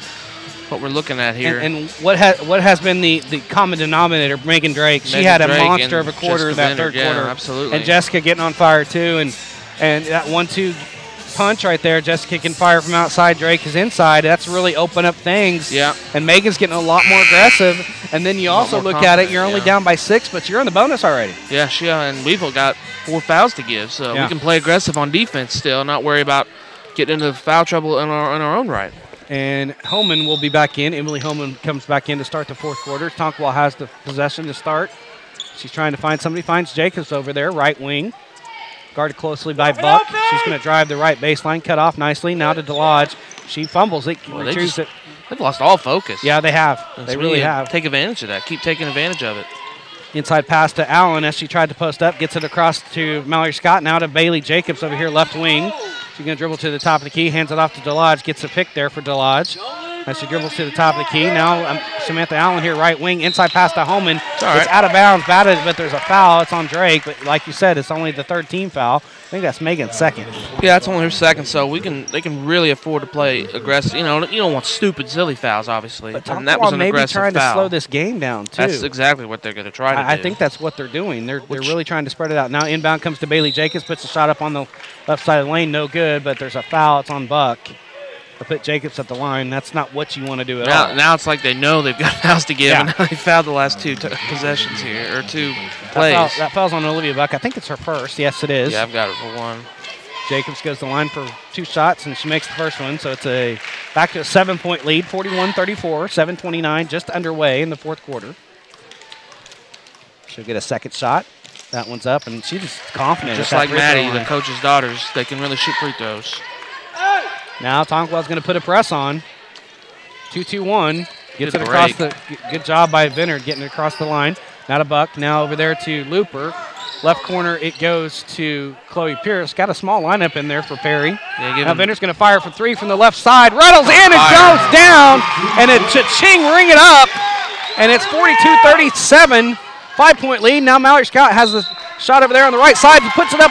No, it's no good. It goes off of her, and it's going to go back to Perry. It says 42-40, but it should be 42-37. Should be a 5-point game, not. Yeah, that's what I've got. Hey, I'm not going to say anything. Buck has it, gets across the timeline to Pierce. She's going to get trapped and almost going to get stolen, and she goes backcourt. Yeah, backcourt, Chloe. Backcourt. You should have got a timeout, but there's a turnover for Perry, and Jessica, I like that. Jessica comes over here, floor general, and just calmly says, okay, this is what we need to do next time that happens. Good leadership there for Jessica. Yeah, absolutely. Looks like they fixed the scoreboard. Yep, 6:51. They heard me. Sorry. You're listening to our broadcast in Tonkawa. We got 38. 37. Yeah, it's 37. 42-37. DeLodge for 3 on the right side. No. Rebound comes down to Pierce. Outlet to Vineyard, and very sloppy outlet. Now gets it up to Buck, and she gets it across the timeline. Top of the key to Vineyard. Now Buck has it right wing. Inside pass, it goes to Drake. Takes 1 power dribble. Goes up for the shot on the right side. No good. Rebound comes down to Jacobs. Good job by Holman on the defense. 3-on-1 fast break for Tonkawa. And Buck gets in there and jump ball. Creates a jump ball. Possession error, Perry. Oh, Tonkawa had numbers, but they just couldn't convert. And Livia right there, Johnny on the spot, gets a jump ball, and it's back to Perry. 2-2-1 again. Press for Tonkawa. Bad pass by Looper. Stolen by O'Neal. Almost stolen back by Vineyard. Now it is stolen back. And that was Buck again getting in there, poking it away, and Vineyard steals it. And she gets it across the timeline. Boy, intensity right now on both sides. Yeah, it's going Make it so Drake fast. right high post for the top of the key for 3. Vineyard, no. Rebound comes down to Holman. Outlet to Jacobs. 5:54 to go. Perry down by 5. 42-37. Have come back all the way from 19 here. Almost like I can't ask the girls to slow down, but man. Yeah. trying to climb the ladder. They're within 5 now. Delage has it. Give and go to Holman on the right side. She missed a layup. Rebound comes down to Looper. Outlet to Vinner. She missed a point-blank layup. Across the timeline to Looper. Now gets it back to Vinner to the top of the key. Coach Dwyer didn't like that. Now free throw line Drake. And Chloe Pierce has it, goes off her face, and it's stolen by Allen back to the Lodge. She'll have an easy layup on the right side. It's up and good. 44-37 now back to a 7-point deficit. 2-2-1 again, up the court, now to Looper, back to Vinard, and her pass is batted away. She recovers it, finally gets it across the timeline, gets it to Megan Drake. She takes a couple power dribbles, puts a shot up on the right side. It's an air ball. Rebound comes down to Jacob. She fires down the court to Smith Allen for the layup on the left side, and it's back to 9, 46-37. And we've got a timeout on the floor, and I think we're going to have a full timeout. We're going to go ahead and take a full timeout as well, Kevin. Play break 15 and 16, please. You're listening to Prairie Maroon Basketball on Triple Play Sports. And welcome back to Tonkawa, Oklahoma. Brock Campbell alongside Mike Shaw, and Perry got it back within 5. And just a little bit of sloppy play, got it back. It's back to 9 now. Yeah, the last 2 possessions, they just turnover Perry, turnover Tonkawa, turnover Perry, and out of the dust of all that, Perry or Tonkawa got a couple of easy layups and just kind of lost. Perry re-lost their focus. They were doing really well, and then just this last little minute, they kind of lost their focus. Well, once they started putting this 2-2-1 press on, which they have again, yeah, that's kind of giving us fits. Off, yeah. It's messed with their rhythm. That'll happen to a young gets team. it up the court to Addison Shields. She's trapped. Gets it to Drake over there. They've really stepped up the intensity. Top of the key to Vinard. She's going to drive down the lane. Puts up a shot. No good, but she's fouled. She'll go to the line. Who'd they get? They got Holman or Delage, and they got Holman. And I think that is her 3rd. That's her 4th. Team 8 puts Vinard at the line for 2 shots, and most importantly, the clock stops. I had her for 2. She's got 4. So I missed a couple. That one rattles home, so it's 46-38. Just go ahead and add them. I did. Brianna O'Neill trying to come in. She finally gets waved in. She replaces Holman. That's big because Holman's a big girl. And her and Jacobs out there together are kind of a more formidable defense for the Bucks. 18 rebounds combined. Jessica's second shot is in as well. 46-39, back to 7. Tonkawa leads by 7. Smith Allen brings the ball down the court, gets it over there to Hembry. Hembry will hand off to Mallory Scott over there, right corner. She's going to drive the right baseline, puts up a shot up and off the glass and in. Nobody stopped the ball on the baseline. No, and they're asking Megan to go out and guard on the perimeter. That's not really her strength. Now Megan's going to dribble down the right side. She's going to be called for a charge. Yeah, she did. That was a good job by Bailey Jacobs. And Megan, when she lowers her head like that, that called the charge, and that's what they called. So it's a turnover for Perry on the offensive charging. So 48-39, 4:15 to go in the ball game. And Tonkawa leads by 9 now. Perry has tried to climb that mountain. It's a big mountain. They've done everything I can. Jacobs in the lane, turns around, gets the floater to go on the left side, and it's good. It's 50-39, back to 11, and wonder if Perry's got any more juice left. Addison Shields to Dwyer now. Now Vinard for 3 on the left side. It's up. It's no good. Rebound Dwyer puts up a shot. It's no good. There's no foul called. Outlet to Bailey Jacobs. Now to Samantha Allen. She's got an easy layup on the left side. It's up and good. And it's back to 13, 52-39, and I think Perry's running out of gas here. Yeah, they really are. They had a good effort tonight. Vinard's going to drive down the left side of the lane. She's fouled on the shot, or if it's on the floor. I think it's on the floor. It's going to be on Hembry. That's on the floor. That's team 9th. It'll be 1-1. So Jessica will go to the line. It stops the clock. That's the good thing. You're down by 13, 3:34 to go in the ballgame. Yep, that's what you need. You got to have anything you can get. First shot is up, and it's good. 52-40. Back to a 12-point deficit. Second shot's up, and it's just money with her, 52-41. Up by 11. Up the court quickly. Brianna O'Neill puts up a shot, no good. Drake contested, but it's rebounded by Vinard, and she's going to set up the offense. Back to Addison Shields here, right corner. Her passes into Dwyer, stolen by Jacobs, and it wasn't there, partner. No, and it's just a freshman mistake. You can't force that.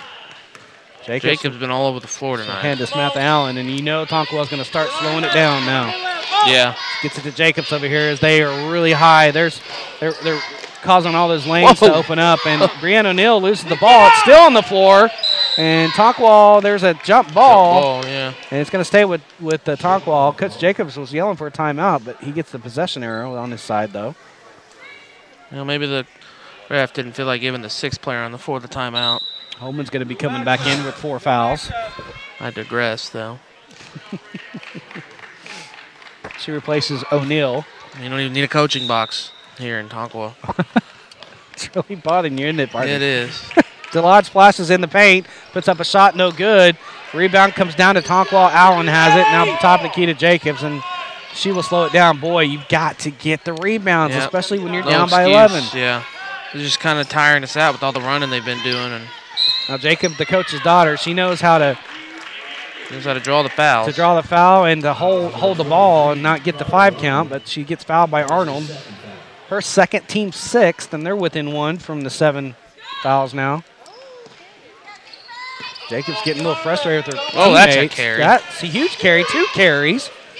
Got away with it. DeLodge gets it on the right wing. Now back to Jacobs on the weave play. Left wing to Holman.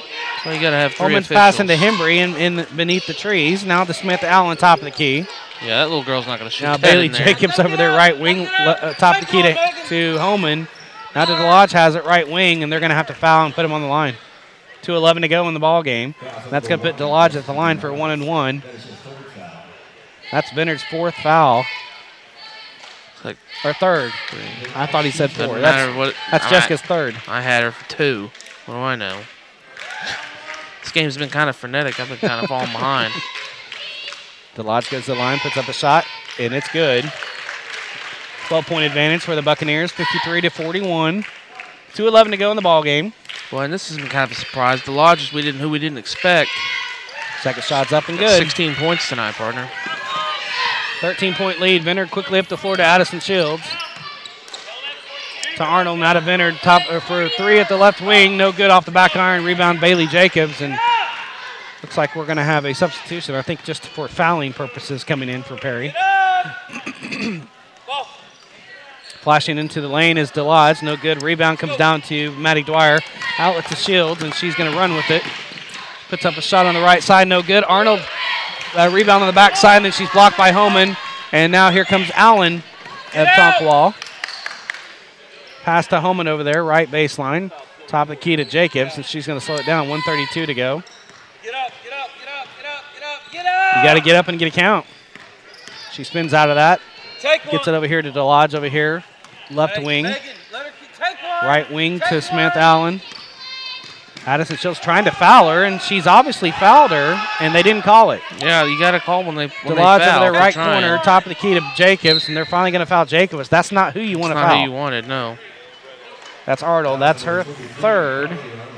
Team 8th now, and it puts Jacobs at the line, who's been perfect tonight. Who's this 22? 22 coming into the ball game for Perry. Gina Wilson, the freshman, she's going to be coming in for fouling purposes, I believe. I believe it's the first time I've seen her play varsity this year. It is. Debuts. Jacobs misses the shot. Boy, I jinxed her, and then there's a foul committed over the back by Samantha Allen. Silly foul for Tonkawa. Puts Drake at the line for 2 shots now as we're in the double bonus for Perry. And the time, no time is off the clock. 1:08 to go. Perry down by 13. Going to have some things happen to go your way here now. Yeah, absolutely. And the first shot's up and good, 54-42. It's a good start. Second shot up. That one's off the back iron, no. Rebound almost fought for by Wilson. Allen has it. Jacobs now has it. Now Gina Wilson on Jacobs. Gina's a very good defender. That's probably why she's in too. Take one, Drake trying to foul Holman. She did foul her, and they didn't call it. Now they're going to foul Allen, and that's going to be on Venner. That's her 4th. They didn't call a foul on Holman. We clearly slapped her.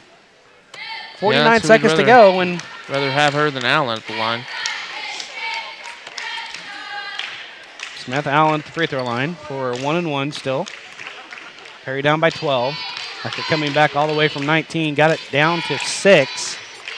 Well, and the free throw is no good. Rebound, Maddie Dwyer, outlet to Vinard. Here comes Perry. She gets it quickly up the floor to Addison Shields. And her pass is batted away. It's stolen by DeLodge. And 38 seconds to go. Looks like Tonkawa is going to win this one and improve to 4-4.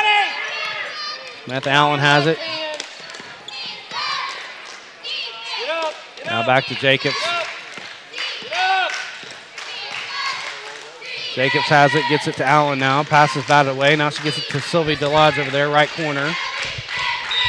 She's going to be fouled by Shields, I believe, and that'll put DeLodge at the line. 15 seconds to go. Tonkawa, like I said, is going to improve to 4-4. Perry's going to drop to 4-5.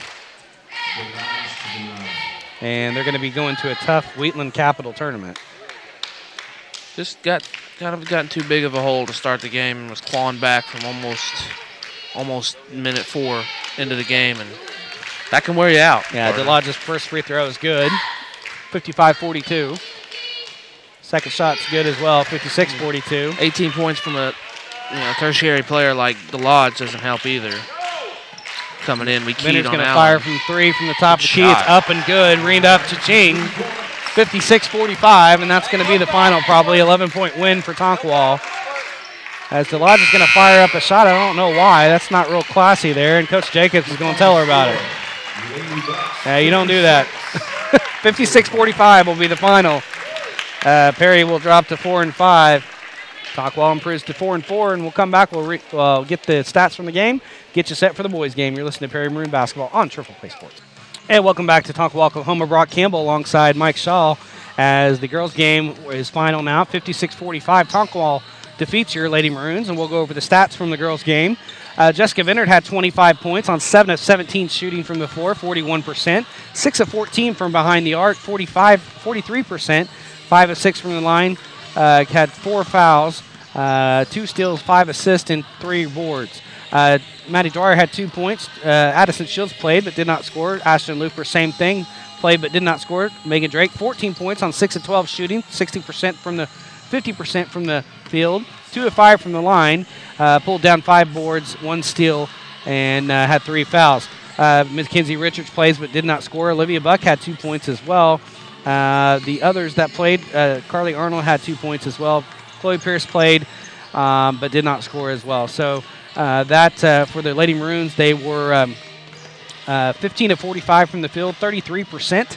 6 of 20 from behind the arc, 30%. 9 of 13 from the line, 69%. 19 turnovers, 28 rebounds, 8 steals, 11 assists, and committed 14 fouls for the game. On the other side of the ball for the Tonkawa Lady Buccaneers, they were 22 of 47 from the field, 47%. 3 of 13 from behind the arc, 23%. 9 of 16 from the free throw line, 56%. 10 turnovers, 26 boards, 12 steals, 12 assists, and 16 fouls. DeLodge had 18 points on 5 of 14 shooting. Scott played but did not score. Holman played, had 4 points, 2 of 5 shooting. Allen had 8 points on 4 of 7 shooting. And Bailey Jacobs had a good night, 22 points, 9 of 14 shooting, 64% from the field. 1 of 3 from beyond the arc. That three-pointer at the end of the end of the second period, 33%. 3 or 4 from the line, 15 boards though. She really hammered the boards. O'Neill played, had 2 points. Hembry had 2 points as well. So the final score tonight, 56-45. Perry drops to 4-5. Tonkawa improves to 4-4, and we'll get you set for the boys' game. After this, you're listening to Perry Maroon Basketball on Triple Play Sports. And welcome back to Tonkawa, Oklahoma. Brock Campbell alongside Mike Shaw getting you set for the boys' game. Macaravy. Macaravy? Okay. He said think mac and gravy. Okay. As we are 2-5 is Tonkawa coming into the ball game, coached by Scott Howell. Didn't get much from him, but he said they're an extremely young team, no seniors on the roster at all. They're struggling with inconsistency, have been in every game, even being tied or having the lead in the fourth quarter of 3 or 4 of their 5 losses. So, and they played some big boys as well. But they have a young squad. Looking at their roster here, they have no seniors. This is the team that has no seniors. So that's wild. Never seen 2 teams with such such small amount of experience. Yeah. But one senior between the two teams. Perry comes in with a record of 5-3. So we're going to have the question and answer session with Coach Brandon Hyde after this. You're listening to Perry Maroon Basketball on Triple Play Sports. And welcome back to Tonkawa, Oklahoma. Brock Campbell alongside Mike Shaw getting you set for the boys game. And we're going to go over the pregame interview, question and answer session with Coach Brandon Hyde. And first question I asked him, obviously we would like to have started 6-2 going into the new year, but it didn't happen. Besides shooting better, what does this team need to do to get better and make a run this season? And he simply said, we have to play with more confidence and finish. I am pleased with our execution. It's just that we have to get to the free throw line or finish the easy ones. And we have missed a lot of chippies here, in these first games. And we do have to play with more confidence and finish. We probably could have beaten two more teams at least, I think, that we have played, Luther and Pawnee. We could have beat, and we would have been, 8-1 going into the break. Possibly. I think Pawnee kind of. I think Pawnee beat us by double digits, though. I don't. Well, I mean, we didn't shoot good though. I mean, we had a bad shooting night, but they were a good team. But I don't think that's a team that we have the capability to beat them. I don't necessarily think we would beat them, but we have the capability to beat them if we play better. That's what I'm trying to say. If we play better, we can beat anybody inside this in the conference. Exactly. Or district. I don't know what they do. Call it basketball. It's conference, right? Yeah, it's conference. Yeah, it's the 89er conference. Yeah. I don't know who's in it though. I don't think Pawnee's in the 89er conference, but I don't know how that works in high school. It's weird. So I said, what did you work on over the break, if anything? He said, we continue to build on the things we have been working on, added a few new sets and worked on our half-court trap, spent time getting back in shape. Well, I know those days. Over the Christmas break. What do you know about Tonkawa offensively and defensively? What will you do to attack and defend against them? He said they can shoot the ball pretty well, have some decent guards, and have some big bodies. They have two guys that are 6'3". They will run some zone and man, both. We will play man-to-man as usual and continue to work hard and try to contest their shooters. And then he said keys to the game, play with intensity for 4 quarters, work inside out, try to get Chris involved early, and contest their shooters. So that's what Coach Brandon Hyde has to say going into the ball game, and we're going to keep it right here. Let's go to the keys to the game right now. What's the keys to the game for Perry? Well, just come out, try to do the opposite of what your girls did. You got to come out kind of on fire, not on fire, but you got to come out and execute better. Don't come out lethargic. Keep these guys off the glass. I'm looking at the roster. I got 6 kids that are 6'3" and taller. I obviously don't know how many of them play, but they got a couple of beef eaters in here, and keep them out of their spots is the key to bigger, taller kids. You keep them out, get them out of their spot, and make them have to work for everything they have. And you got to rebound, and you got to just execute the plays, and watch turnovers again. Primary ball handler Logan Lewis, he's got to keep the turnovers to a minimum. Yeah, I will echo what Brandon said. We got to shoot better. I mean, I've seen these kids shoot, and when they're on, they're on. I don't want us to fall in love with the three-pointer. We've got to get Chris involved early. Yeah, we've got to get him a touch at least every possession if we can. Yeah. He's capable of going off for 25 a night. That's your money player. Yeah. And plus, sink everybody in and open up the perimeter too. Exactly. So, that's what I have to say with the game. We'll go ahead and do the starting lineups first for the visiting Perry Maroons, 5-3 coming into tonight. Coached by Brandon Hyde, point guard number 3, 5'9" senior Logan Lewis. The guard number 25, 5'11" senior Jacob Albritton. The guard number 12, 5'11" senior Braden Sweet. The forwards number 5, 6'2" sophomore Sam Chambers. And the forward number 33, 6'5" senior Chris Adams. The Tonkawa Buccaneers coming in with a record of 2-5, coached by Scott Howell. The guards will be number 3, the sophomore 5'10" Jackson Jacobs. Number 10, junior 5'10" Tucker Alexander. The other guard, number 11, sophomore 5'10" Christian Hernandez. The forwards, number 42, freshman 6'3", Trenton McAravey. I said that right. Forward, number 50, junior 6'3", Kramer Britton. So Jacobs, Alexander, Hernandez, your guards, McAravey, and Britton, your forward. So there you go. And the PA announcer is going to be announcing the lineups here. Make sure I got the lineups here. Number 12, Brady Sweet. Number 25, Jacob Albritton. And number 33, Chris Adams. And we got the lineups up. Even the PA guy from Tonkawa can say Albertson's name better than I can. It's just one of those names that gets kind of I know. I want to say Albritton or Albritton. Number 10, Tucker Alexander. We're about ready to get started. Number 11, Christian Hernandez. Number 42, Trip McGrady. They got two big boys at 6'3". So you got a couple of big ones off the bench. Don't know how much they're going to play. Rupp, 6'3", and that Davis. Big, you can tell right there, 53. That's a big kid right here in the middle of the floor. Oh, yeah. Yeah. I think I remember him from football. 53. Where's 53? Josh Davis? Yeah, I think he was an offensive lineman. Yeah.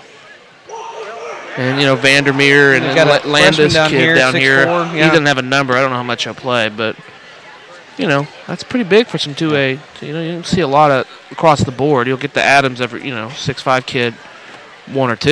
You know, Perry ourselves, 6'5", and then it goes down to 6'2" with Weaver. But, you know, it's not, that don't matter. We're still really good teams. Jumping will be Chris Adams against Kramer Britton. Ball's up in the air. It's controlled by Tonkawa. It's going to be taken by Jackson Jacobs. At the top of the key, he'll give it to Christian Hernandez over there, left wing. Inside it goes to Kramer. Over there now left corner. Inside pass now to McAravey. He puts up a shot on the left side. No, it is partially blocked by Chambers. Rebounded by Adams. Outlet to Logan Lewis. Now Albritton into Adams on the right side. Puts it up and off the glass. No. Rebound falls to Braden Sweet. Puts up a 5-pointer. It's up and good. And it's 2-0 Perry. There you go. Get Braden going early. That could just open up all sorts of avenues. Jacobs now has it over here to Tucker Alexander. Saw him from football too. Top of the key, it goes to Hernandez. Hernandez back to Alexander, right wing. Inside pass, it goes to McAravey. And he's going to try and dribble drive his way down. Good job defensively for the Maroons, and he causes a turnover as he passes out of bounds. He got hit in the jaw, it looks like. What you got to do to the freshman. He's 14 years old. You got physical and not body him and get him out of his rhythm. They got physical on the right side. They got him in the jaw, it looks like. Yeah, and he took a shot. He's a thin one. Logan Lewis has it left wing now. Left corner, it goes to Sam Chambers. Inside pass to Chris Adams on the left side. Albritton now to right wing. It goes to Braden Sweet and to Chris Adams. Now Sam Chambers. He's going to drive down the left side of the lane, puts it up off the window and in. And it's 4-0. Perry on top. Now Alexander has it. Top of the key. Jacobs gets a pick there from Britton. Alexander now has it left wing, guarded by Logan Lewis. Now gives it to McAravey, back to top key Hernandez, reverse to right wing, that's Jacobs, guarded by Braden Sweet. He's going to try and dribble drive down the right baseline, hands it off to Alexander, right corner now, guarded by Lewis. Now right wing, Jacobs, reverse to Hernandez over there, left wing. Left corner, it goes to McAravey. Inside pass now to Britton. It's going to take one dribble, cut off by Adams. Now back to McAravey, cut off by Chambers, top of the key Jacobs. Good defense by the Maroons. Pick there by Britton, but Sweet gets through it. Now McAravey has it, and he's going to travel. There's a travel. Interesting, he called it. The guy beneath the basket right in front of him didn't call it. It's a turnover for Tonkawa. Yeah, they're really bothering the freshmen so far early, and a good start for the Maroons here. 4-0, Perry on top, 5:58 first quarter. Braden Sweet, left wing. Top of the key, Chambers, right wing, Logan Lewis. Now flashing on the block, on the right block, as Chris Adams puts the shot up, and it's good, 6-0. Boy, Perry, you could tell they've worked on moving without the basketball over the break. Yeah, and they came out just the opposite of our girls, just on fire, ready to go. Jacobs now pass to Hernandez over here, right corner, guarded by Albritton. Top of the key, it goes to Alexander, now right wing. Dribbles to the top of the key now. Logan Lewis tries to get in there. Adams comes out to help. Now Jacobs, now picked by Alexander. Jacobs picks with dribble right high post. Now reverse to Tucker Alexander. It spins in and out and back down for three, and it's 6-3. Tucker Alexander converts on the three-pointer. Logan Lewis quickly to Albritton over there, right corner. He's going to dribble. Finds Braden Sweet on the left side. Oh, he missed the layup. It came out. Rebound comes down to Britton, and Sweet gets the ball back, steals it back, and Chris Adams finally gets it in the foul. Loose ball on foul, and McAravey, his first team first. And boy, frenetic pace right there, but man, Braden Sweet, just the dirt dog right there, just cleans up the trash and gets the ball back for the Maroons. Yeah, that's Braden's game. He's one of those junkyard dog kind of role players that you'd love to have. He's a glue guy. 6-3. Logan Lewis now drives down the left side, finds Chambers, now finds Braden Sweet from about 17. Rebound falls to Adams as he missed the shot. He's going to be fouled on the floor, and that's going to be on Britton. Second team foul, his first. Who's that first team foul for Tonkawa on? That was on McAravey. That such a fast pace, I lost my count there. 6-3 Perry on top, 4:51 to go, first quarter. Inbound comes to Albritton on the left wing. He's going to dribble down the lane, cut off. Now Braden Sweet, now Logan Lewis, left corner, left wing. Now give and go to Chris Adams on the left side. He's going to be called for a charge. I don't know about that. I don't know about that one position. Blue, boy. come on. Yeah, I don't think so. And it's going to be first foul on Chris Adams, first team foul, and that was a very iffy call right there. Next time that Adams, maybe just, he'll just learn to just go straight up with it and try to avoid the refs calling a foul. Good job, Braden. His pocket pick by Braden Sweet. Gets the ball back, and now he's going to be fouled by Logan Lewis. Logan Lewis tried to come help for defense, but, man, Perry is the intensity right now. Braden is leading the charge. Look at him. He's got steel focus amazing right now. Inbound comes to Hernandez in the backcourt. He'll be picked up by Albritton. And he gets it to Alexander over here, right wing, guarded by Lewis. Gets a pick there from Britton. Good job by Lewis getting through it. Now Jacobs at the top of the key, and Jacobs. Well, they're calling it tight. Boy, he called it tight there. Yeah, Braden Sweet with the hand check on the bump, and his first foul, third team. Britton has the ball right here, right in front of us, right corner. Now goes to Hernandez over there, left wing. Gets a pick from Britton. That could have been a moving screen. Yeah, Alexander now is going to his feet. Yep, going to be carry on Alexander. That might have been a makeup call because that was a moving screen, partner. I hope the refs really can't hear us. We're kind of close, and sometimes I wonder if they can hear us. If they can hear us, they can hear us. I mean, we're going to call it like we see it. Didn't hear me last game. The coach was on the floor the whole time, but selective hearing. Gets it to Albritton over here, left wing for three. Shot. It's up and good. Ring it up. Cha-ching. The first three ball goes for the Maroons in the new year. 9-3. That was a great play. He was in perfect rhythm with the shot. Good pass. Good execution. Hernandez has it right corner, guarded by Albritton. Top to key to Alexander. Way downtown. Way downtown. No good. Rebound. Fought for it to Jacobs. He's trying to save it, and it's going to be out of bounds. It's going to go to Perry.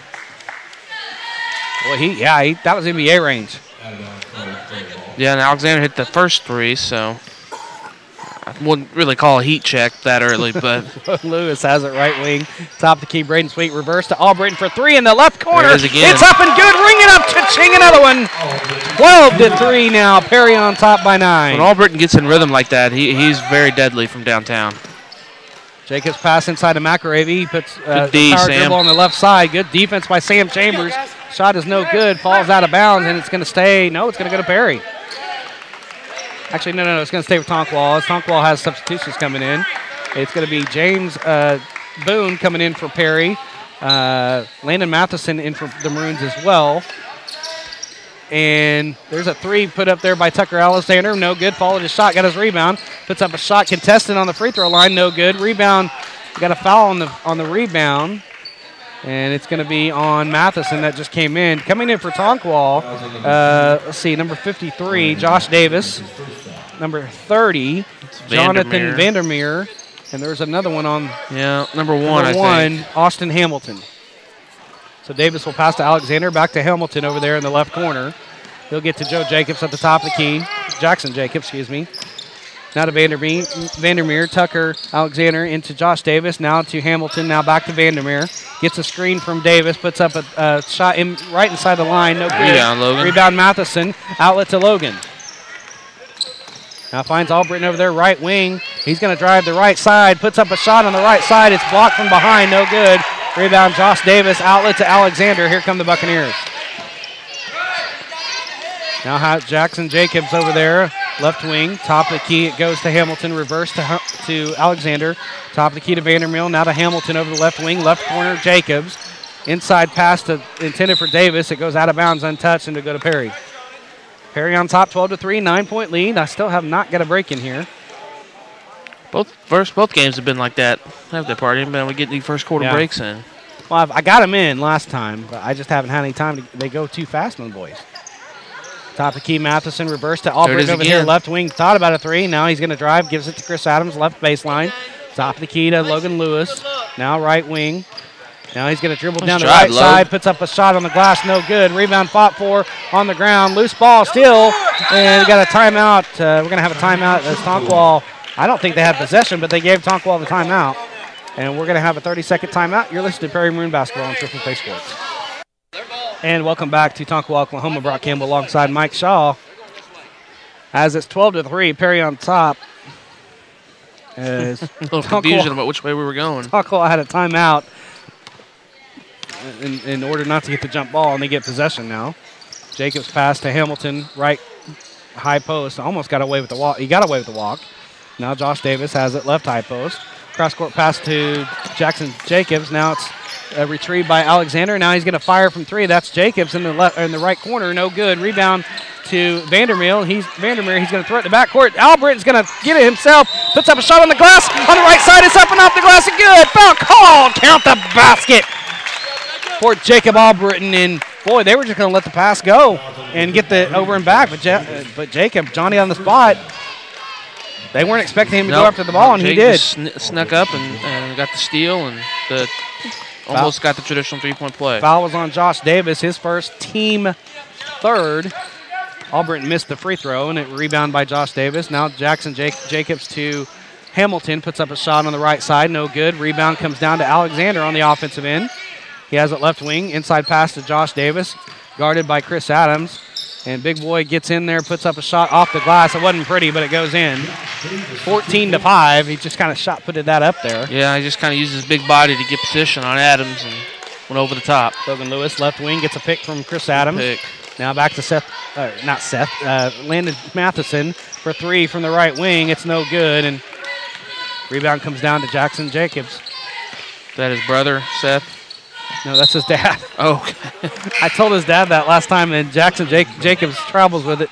I told his dad that I called his name on the radio. He goes, that's okay. Give me credit for it. 14-5, 43 seconds to go, first period. Really good first quarter for Perry. I really liked what I've seen coming out of the gates. Got to check on your T-shirt over Christmas break. They should have your T-shirt in. Oh, yeah. I didn't think I need to wear one since we're not on TV tonight. No, we're not on TV, but I wore my polo. But I thought about wearing my basketball T-shirt, but the Tippin Club has generously given us T-shirts, so we really appreciate that. We do. I agree. Whenever mine comes in, I'll really appreciate it even more. Because Brandon Hyde has ordered us polos that I'm paying for, but that was nice of him too. Chris Adams has it right wing, right corner to Logan Lewis. 5 seconds. Albritton will fire from three from the top of the key. No good. Rebound fought for it. Falls to Alexander. He heaves it, and it's no good. And cheerleaders aren't paying attention. That's in the first period, and it's 14-5. Kevin, go ahead and play break 5 and 6 if we can get him in real quick. You're listening to Perry Moon Basketball on Triple Play Sports. And welcome back to Tonkawa, Oklahoma. Brock Campbell alongside Mike Shaw as we're underway, and Chris Adams commits a turnover to start the possession. Tonkawa has the ball. Josh Davis has it over there left side of the lane. It's poked away and bat out of bounds, but it's off of Davis, and it goes back to Perry. 14-5, Perry on top as we're in the second quarter, just underway. Lewis, Boone, Matheson, Adams, and Sweet in there for Perry. Boone has it, gives it to Logan Lewis over here, left wing. Trying to find Chris on the left block. He's double teamed. Gets it to Braden Sweet, top the key, reverse to James Boone over there, right wing. Nice inside pass to Adams on the right block and up and off the glass and in. Good play. 16-5, Perry on top. Very nice play. Good pass, or good flash by Adams and good pass by June. Alexander's pass to Hamilton's out of bounds. Goes back to Perry. What was that, partner? Yeah, well, I want it to be June. It's 28 degrees outside. And Perry gets the ball 16-5. They're up by 11. 7 minutes to go. Boone inbounds to Logan Lewis and start the offense as they cross the timeline. Gets it to Braden Sweet over here, left wing. He'll fire from about 17. It rattles in and out. Rebound comes down to Hernandez. Actually, that's not Hernandez. Jackson Jacobs back in. He's going to take a contested shot, and Braden Sweet obviously got him on the elbow. I don't know about that one. That's three? Yeah. That's 3 on Braden. Team 5th. That's 2, they said. Well, who did you give a foul to? Who else could I have given a foul to earlier? I don't have a 23, so I have no idea who 23 is. If you can ask the PA guy who 23 is, that'd be great. Well, let me get Joe Rupp comes in the ball game for Perry. You're going to have to wait till there's no action. And the free throw One goes. I got Jordan He Martin. missed. Right here, Jordan Martin, 23. Oh, I'm looking at this one. I'll look at this one. The official Jordan Martin in the ball game. 16-6 as Jacobs split the difference on that 2 free throws. Logan Lewis has it over here left corner, and he's going to lose out of bounds as he tried to get a little too cute with it. And it's a 10-point lead. Perry on top. 6:35 to go. Second period. Jacobs will give it over there to Jordan Martin. And the left corner, that's McAravey. Back to Hernandez. He's going to be called for steps. And that's a turnover again for Tonkawa. How many is that on Tonkawa? 8. Yeah, they've turned the ball over a lot here. It's R3. Well, they have no seniors. They're a young team. Very young team. Yeah, they're playing a lot of freshmen and sophomores. They did that with football too, partner. Yeah, it's a tough thing when you got to play that many youngins. Rupp gives it over there to Matheson. Matheson's entry pass into Chris Adams, and he gets it off and off the glass and in. That was just, it's so pretty to watch him play. That should be no problem all night. 18-6. Now Martin for 3 on the left wing. No good. Rebound Adams. Outlet to Logan Lewis, and they want to run. He's going to run with it. Backdoor behind the back pass to Adams. He tried for the dunk. He missed it, but it still went in. It's 20-6. Pass is stolen by Adams. So here comes Logan Lewis again. They want to run again. Boy, and he's going to be called for palming. I don't know about that one. A turnover for Perry. They're going a little too excited, I guess. Chambers comes in. He replaces Boone. And Brandon didn't contest that. And Weaver will come in for the Maroons, his first action, replacing Chris Adams. And Logan Lewis will come out. Jacob Albritton back in. Weaver's done a nice job last couple of games before the break. He has had great minutes. Spelling Adams for sure.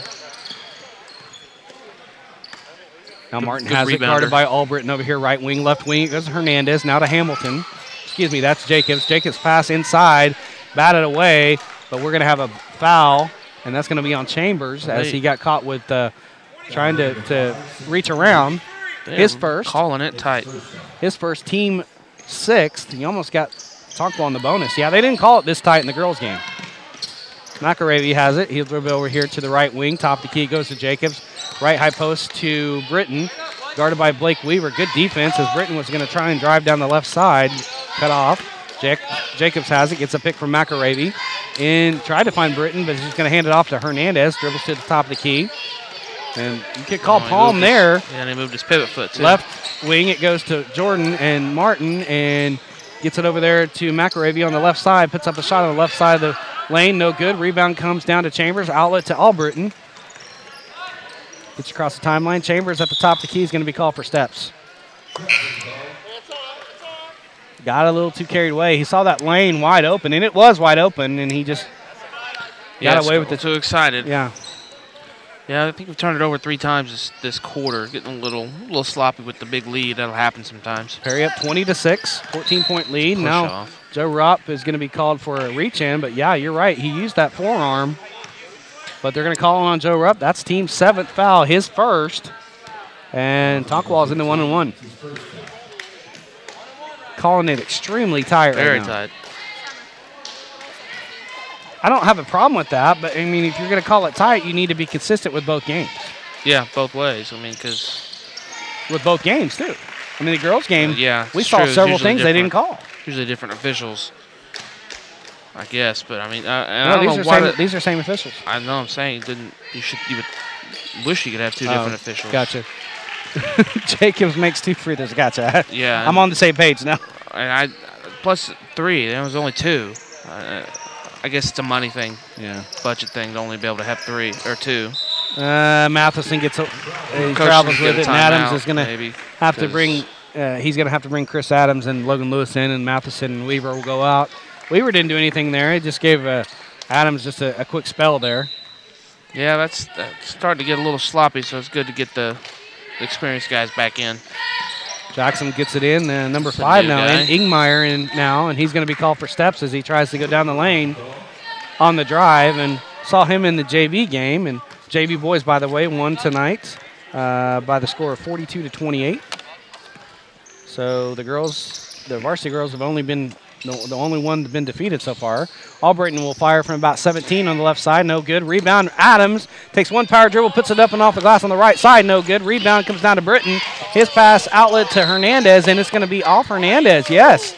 It's going to go to Perry.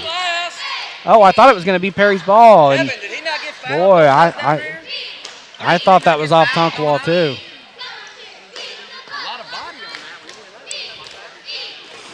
Brandon's contesting. I thought Chris got fouled too. He got hacked on the right side on that shot. And I would agree with that. Calling it tight whenever we get contact. If you can call it tight down here, and surprised they didn't call that as Jacobs gets it at the top of the key, and he gets stopped there. Hernandez going to fire from 3 from the top of the key. It's not even close. Rebound fought for. It's taken by Sam Chambers, and he's going to hand it off to Logan Lewis. Here comes Perry. Logan Lewis quickly up the court. Finds Adams, and he's going to be called for traveling as he bobbled the pass. He didn't have possession. I don't think you could. Yeah, you can't call that a travel. He didn't have possession, but they called it travel. There never was control. That's exactly what I saw. And No control. there was no control. That should not have been a traveling. So I don't know what they're seeing right now, partner. I'm not really.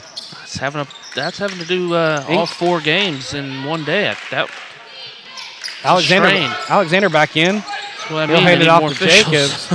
And he'll give it to Josh Davis on the left side. Puts it up and off the window. And it's good. It's 20-10. Logan Lewis has it left wing. Inside pass to Chris Adams. Turns around nicely on the right side. He got fouled. The shot counts. But there's no foul called, and he got fouled again. It's 22-12 now. Ingmar is going to go down the right side of the lane. He's going to be called for steps again, and yeah, he traveled, but they are not calling any fouls on our side of the end right now. He's taught to go up hard at the rim. And I don't like to harp on the official, but man, it seems like they were consistently this way at Blackwell too. Do you remember that? Yeah, I think so. Something about the water up here.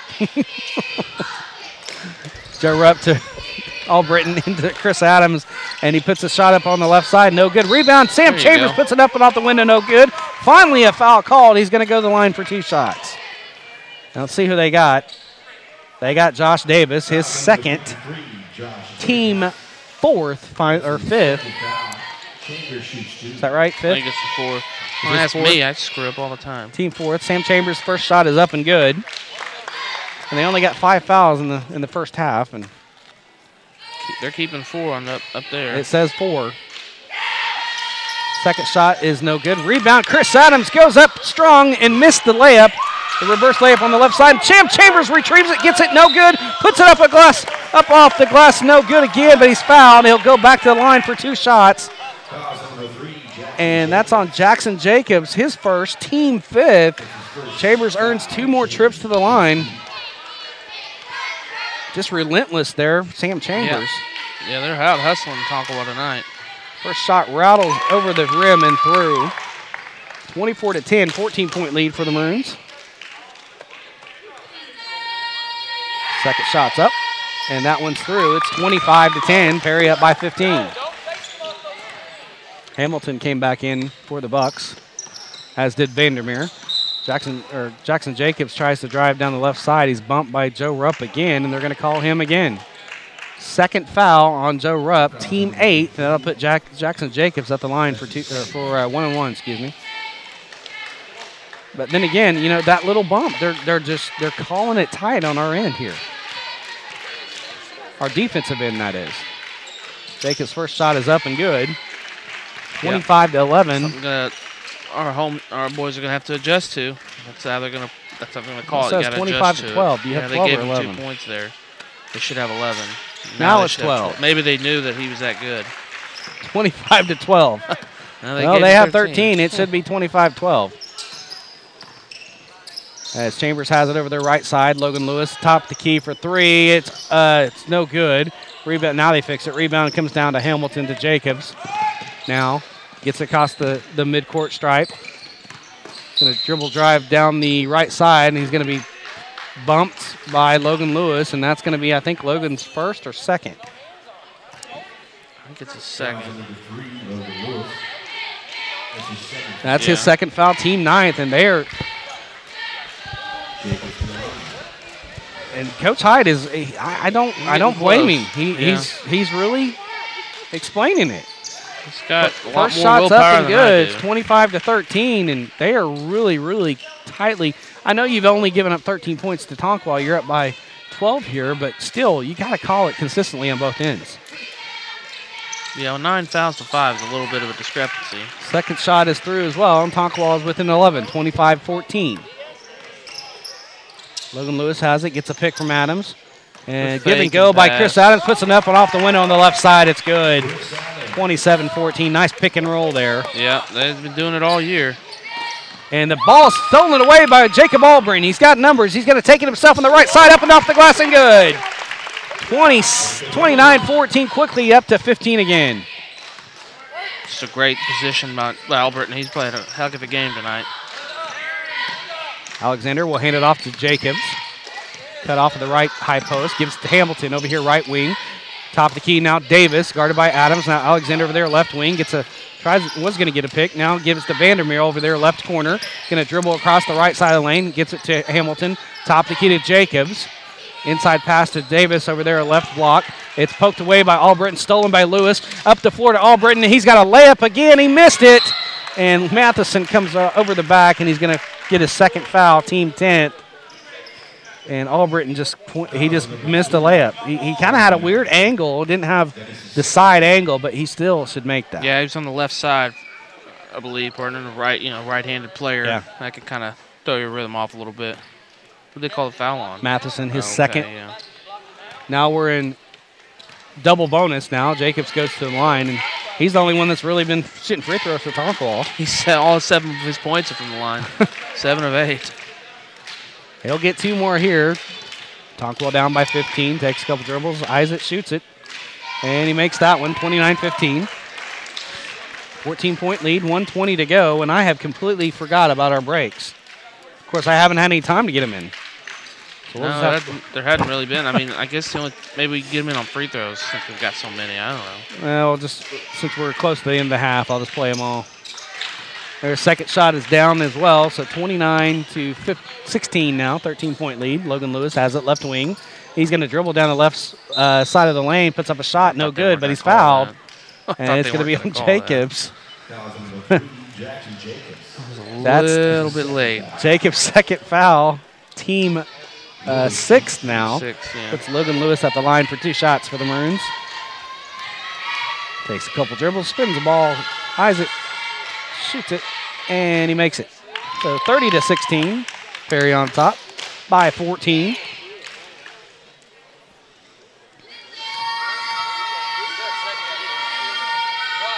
Takes the second shot. That one rolls off the right side of the rim and out of bounds. I mean, Logan has 2 fouls, right? Yeah. 2. That's what I have him as. That's what we got him as, too. Coach Height was wanting to know. Alexander gets a pick there from McAravey. Now number 22 has come into the ball game, Brian Hook. His pass goes into McAravey on the right side. It's blocked by Chambers and stolen, now picked up by Logan Lewis now. He gets it up the left side of the court. 45 seconds to go before halftime. 30-16, Perry on top by 14. Jacob, get up there higher, too. As Tonkawa has been sliding people in, and I'm not realizing who's in there. Yeah, that's the 11th man they played tonight. Logan Lewis' pass to Matheson has come back in for Perry. He's back in. I didn't see him come in. Hands it off to Albritton, 23 seconds. Albritton guarded by Alexander. Gets it to Sam Chambers over here, left wing. He dribbles to the top of the key. 12 seconds, now hands it to Logan Lewis. 10 seconds to go.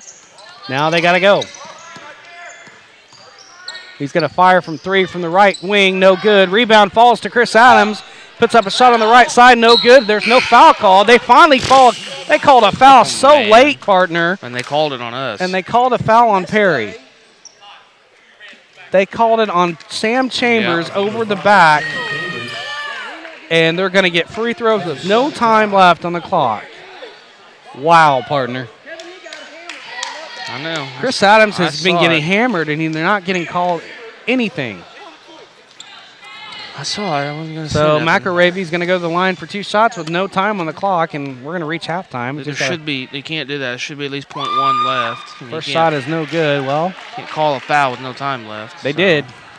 It needs to officially needs to be 1 second left. Second shot, he missed the first shot. Second shot is up, and that rattles. They fouled the right guy. The rim, and that's halftime. 30-16. Perry leads by 14 at half. Go ahead and play. Kevin, play break 7, 8, and 9, and we'll come back after that. You're listening to Perry Maroon Basketball on AAA Sports. And welcome back to Perry Maroon Basketball. Mike Shaw here. Brock Campbell has, let's just say he's indisposed at the second at the moment. I'm going to do the stats for us here. The visiting Maroons got 30 points on 12 of 27 shooting, 2 of 6 from three-point land, 4 of 7 from the free throw line, 13 rebounds, 5 steals, 9 assists, and 7 turnovers. Individually, Logan Lewis had a well of a game. He's got 6 assists and only two turnovers. And Adams inside has played a great game, 12 points and 6 rebounds. Jacob Alberton has 10 points and made a couple of nice threes in the rhythm.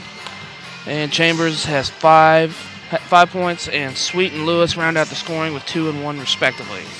Homestanding Bucks have 16 points on 3 of 12 shooting. Most of their points are from the line. 1 of 5 from 3, 9 of 12 from the free throw line. And they've turned it over 13 times with 2 assists. So, I mean, they're really only getting their points from the free throw line. 11 rebounds and 9 fouls. Individually, Jacobs has 9 points, all from the line. Alexander hit that 3 early, and the big Josh Davis has 4 off the bench. And that's the scoring for Perry and Tonkawa, respectively. And our partner has come back. Hello, welcome back. I am back, yes. I was just going over the stats, partner, and Lewis has had a heck of a game. 6 assists, only 2 turnovers, and Adams is 12 and 6 inside, playing really well. Yeah, definitely. We just got to get the fouls. I would not be surprised if we get a technical in the second half, because there was a pretty heated conversation with the coaches and the referees as they went off the court here. And pretty much the ref. And we were talking about it too, and the referee didn't want to hear it. He was basically telling them, "You're not supposed to say anything," and that's kind of really. He's a coach. As long as he's not cursing at you or showing you up, he's allowed to voice his opinion. I mean, heck, the Tonkawa coach for the girls' game, he has them bringing it up again. He was on the floor the whole time, playing 6-on-5 in the last game. But whatever. What do we know? What do we know? I mean, we're only in Tonkawa. What we know is we're up 30-16 at halftime of the boys' game. You're listening to Perry Maroon Basketball on AAA Sports. And welcome back to Tonkawa, Oklahoma. Brock Campbell alongside Mike Shaw. Want to let you know this game is sponsored in part by Devon Energy, who take pride in supporting local communities and events where they operate. Visit DevonEnergy.com today to learn more about how they're one of the world's leading oil and natural gas producers. Devon Energy, commitment runs deep. And speaking of commitment running deep, your Oklahoma State Cowboys and the Iowa State Cyclones are tied early at 15 in the first half. Yeah, under 8 minutes. minutes. In Ames, Iowa, under 8 minutes to go. So good job for the Cowboys. Forte leads with 7. I found out why we played so lethargic the other night against, who did we play really lethargic against? Missouri? It wasn't Kansas State. Who did we play before? Missouri. And I found out why. Forte was sick, and somebody else was sick on our team. And all Forte did was lead our team in scoring that night. 20-something, yeah. He's still at 20-something. So the flu's been going around. So trust me, if you could keep yourself healthy, by all means try to do that, or get your flu shot or whatever. But the NHL's been weird. The mumps have been going around in the NHL, which is, I thought, something what Davies got. Well, maybe that's what's going on with my Stars tonight. They're down something 2-0 to Columbus. 2-0 to the Blue Jackets. So the Stars are up and down this year. But mostly down. It's 30-16. We're going to take our final break, and we'll come back for the start of the third quarter. You're listening to Perry Maroon Basketball on AAA Sports. And welcome back to Tonkawa, Oklahoma. Brock Campbell alongside. Found out something interesting, didn't we? Mike Shaw. Got a minute 15 to go. Keys to the second half, partner. Well, really, just keep doing what you're doing. We're playing really good basketball. We got a little sloppy there late in the second quarter, but kind of zipped that up a little bit. But keep getting Adams the touches and running the offense like they have. Don't worry about the fouls. I think it's a cyclical thing. It'll route itself out in the end. I don't think they're going to foul all our guys out here, but Well, and the referee problem, that's not something you can control. You've got to start. You just got to keep playing and adjust to it. Exactly, adjust, like you said. Yeah, that's all you can do is adjust to the way they're playing and go from there. And our players, we talked to them a little bit coming out of the break, out of the halftime when they came out of the locker room, and that's exactly what they said. I mean, you just got to keep playing. So their attitude's right. Exactly. You got a 14-point lead. That helps a little bit more too. You're up by 14. That does make you happy, yeah. So I'd have been looking for a head to roll on back in my days. As we're about ready to get started, third quarter, 30-16. Huh? Where's the idea, Terry? I don't even know. Less justice. Less justice. He was there. He's been here a couple years, hasn't he? Oh, several. Yeah. Referee was asking us who our athletic director is at Perry, and I informed him. And our athletic director is Les Justice. What do you want to know that for? I don't know. He was going to complain.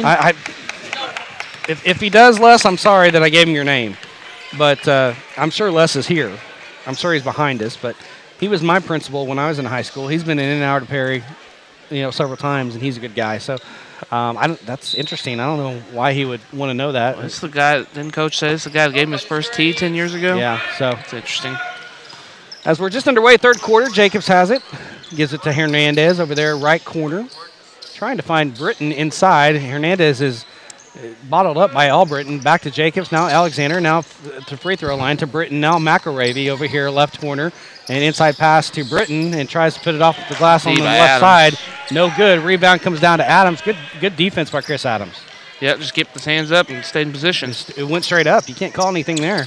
Albritton gets a screen from Adams. He's cut off by Britton out of Sweet. Now reverse all the way to Logan Lewis, left wing. He's going to dribble down the lane. Gets it to Sam Adams on the left side of the lane. Puts it up off the window and good. 32-16. He briefly lost the ball, but maintained control, went back up and got the shot off the glass. Jacobs now trying to go down the left side, gets to Tucker Alexander, and he's going to drive down the right side of the lane, puts up a shot. It's blocked by Sam Chambers and stolen by Chambers. He's got numbers. He's going to take it himself on the right side, puts it up off the glass, no good, but he's fouled, and Tucker Alexander is going to be called for the foul. Sam's going to be at the line again. Good start, just like the first half, just coming out. Boy, high intensity.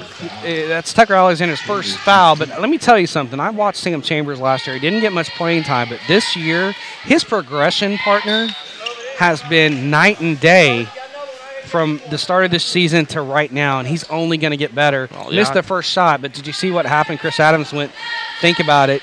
Good senior leadership right there, and he gets the second shot, and that one falls no good.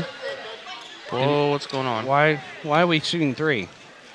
I guess the first one didn't count. I don't know. That's really weird. Well, he got 3 free throws, and one goes down. I don't know what that was. Huh. That was interesting. 33-16. Who cares? We're up by 17. Hernandez has it. Right wing. Left wing to Alexander. Left corner goes to Jacobs. It's been a wacky one tonight. Guarded by Sweet. Now Hernandez. Reverse all the way to Alexander. Right wing. Guarded by Logan Lewis. He's going to fire from three from a long ways. It's no good. Tries to save it. Saves it to Britton, and then Britton gets it to McElravy. And back to Britton now. Now Tucker gets a screen from Britton. Now to Jacobs, top of the key. Going to dribble down the left side of the lane. Hounded by Albritton. Albritton steals it, and the ball is squirting on the floor. And now Braden Sweet finally gets it. And gets it to Albritton. Now Sam Chambers over their left side is going to drive down the left side of the lane. Kicks it to Albritton, left corner. He's going to dribble, drive down the right side of the lane, puts up the shot. Is it good? Looks like he counted it. Puts up the shot. It's up and good. A foul call. Count the basket. And Albritton is going to get the traditional three-point play. And I don't know who they called that foul on, but that's the team's 11. Second. That is Hernandez, his first. Sorry for the late call because I didn't know if he called it or not. And Albritton's going to get another shot to make it a three-point play here, 35-16. Jacob shoots it, and it's off the front of the rim, no good. Rebound falls down to Britton. And he outlets to Alexander. Alexander quickly up the floor to Hernandez on the left wing. Left block, it goes to McElravy. Puts up a shot on the left side, no good, but he's fouled, and I think they got Chambers on that one. Yeah, it's his third. That's going to be Sam's third. It's going to be McElravy at the line for 2 shots. Yeah, he got him just a little up early. McElravy got him in the air. Takes a couple dribbles. Isaac shoots it, and boy, he missed that one bad. That part. He had 2 shots at the end of the first half that weren't even close. He needs to get in the weight room. He's just a freshman, yeah, isn't he? he's only 14, so he'll grow into the body. 6'3", sometimes you can be a little awkward. Second shot is through, and it's Talking 35 to 17. 5'10". Well, it's his first year in varsity. He's a freshman starting, so you know Right. he's got lots of potential. That's absolutely And he's true. got a 6'3" frame that he's going to probably get a little bit taller before he gets done with high school. Logan Lewis, inside pass to Chris Adams, puts it up off the window, no good. Gets his own rebound, no good. And fights for it again, and who they call? Adams. They call it on Adams over the back. And that's his second. He kind of just looks, okay, if you're going to call, all right, game on. 35-17, Perry on top. What's the score at halftime? 30 to 16. Yeah, 20. That's right. Oh, man, now I forgot. 30 to 16, wasn't it? Maybe. We got a shot. Yeah, I think it was 30-16. Adams puts it up and out the window on the left side. Foul called. Count the basket. And he'll go to the line for one shot, and that foul is on Hamilton. Oh, excuse me, on 10, Alexander, his second. Alexander will go, Adams will go to the line for one shot. Takes it, and it's up and good. It's 38-19, and now Tonkawa's coach, Scott Hell's going to start griping at the referee. So at least it's consistently griping on both sides. Yep. Hernandez has it left wing. Howling. Top of the key to Hamilton, and he passed it to a fan who was wide open. Out of bounds, it'll go to Perry. Yeah, my joke just got passed over, too. Oh, well. It happens. I just made a joke. He passed it to a fan who's wide open. That's a good joke. Inside pass, it goes to Adams. Now top of the key. Logan Lewis trying to save it. He does to Sweet over there, left wing. Left corner, James Boone, who came in again for the Maroons. Reverse to Logan Lewis. Here, right wing. He's going to dribble drive against Hamilton. Gives it to Chris Adams on the left side. Puts it up and off the window and in. Nice assist, nice play. And Perry's up 40-19. Alexander has it. He's going to be poke check fouled, and that's going to be on Jacob Albritton. Is that his first or second? That's his first. Yep. Team third for the Maroons. Davis comes in again for the Buccaneers.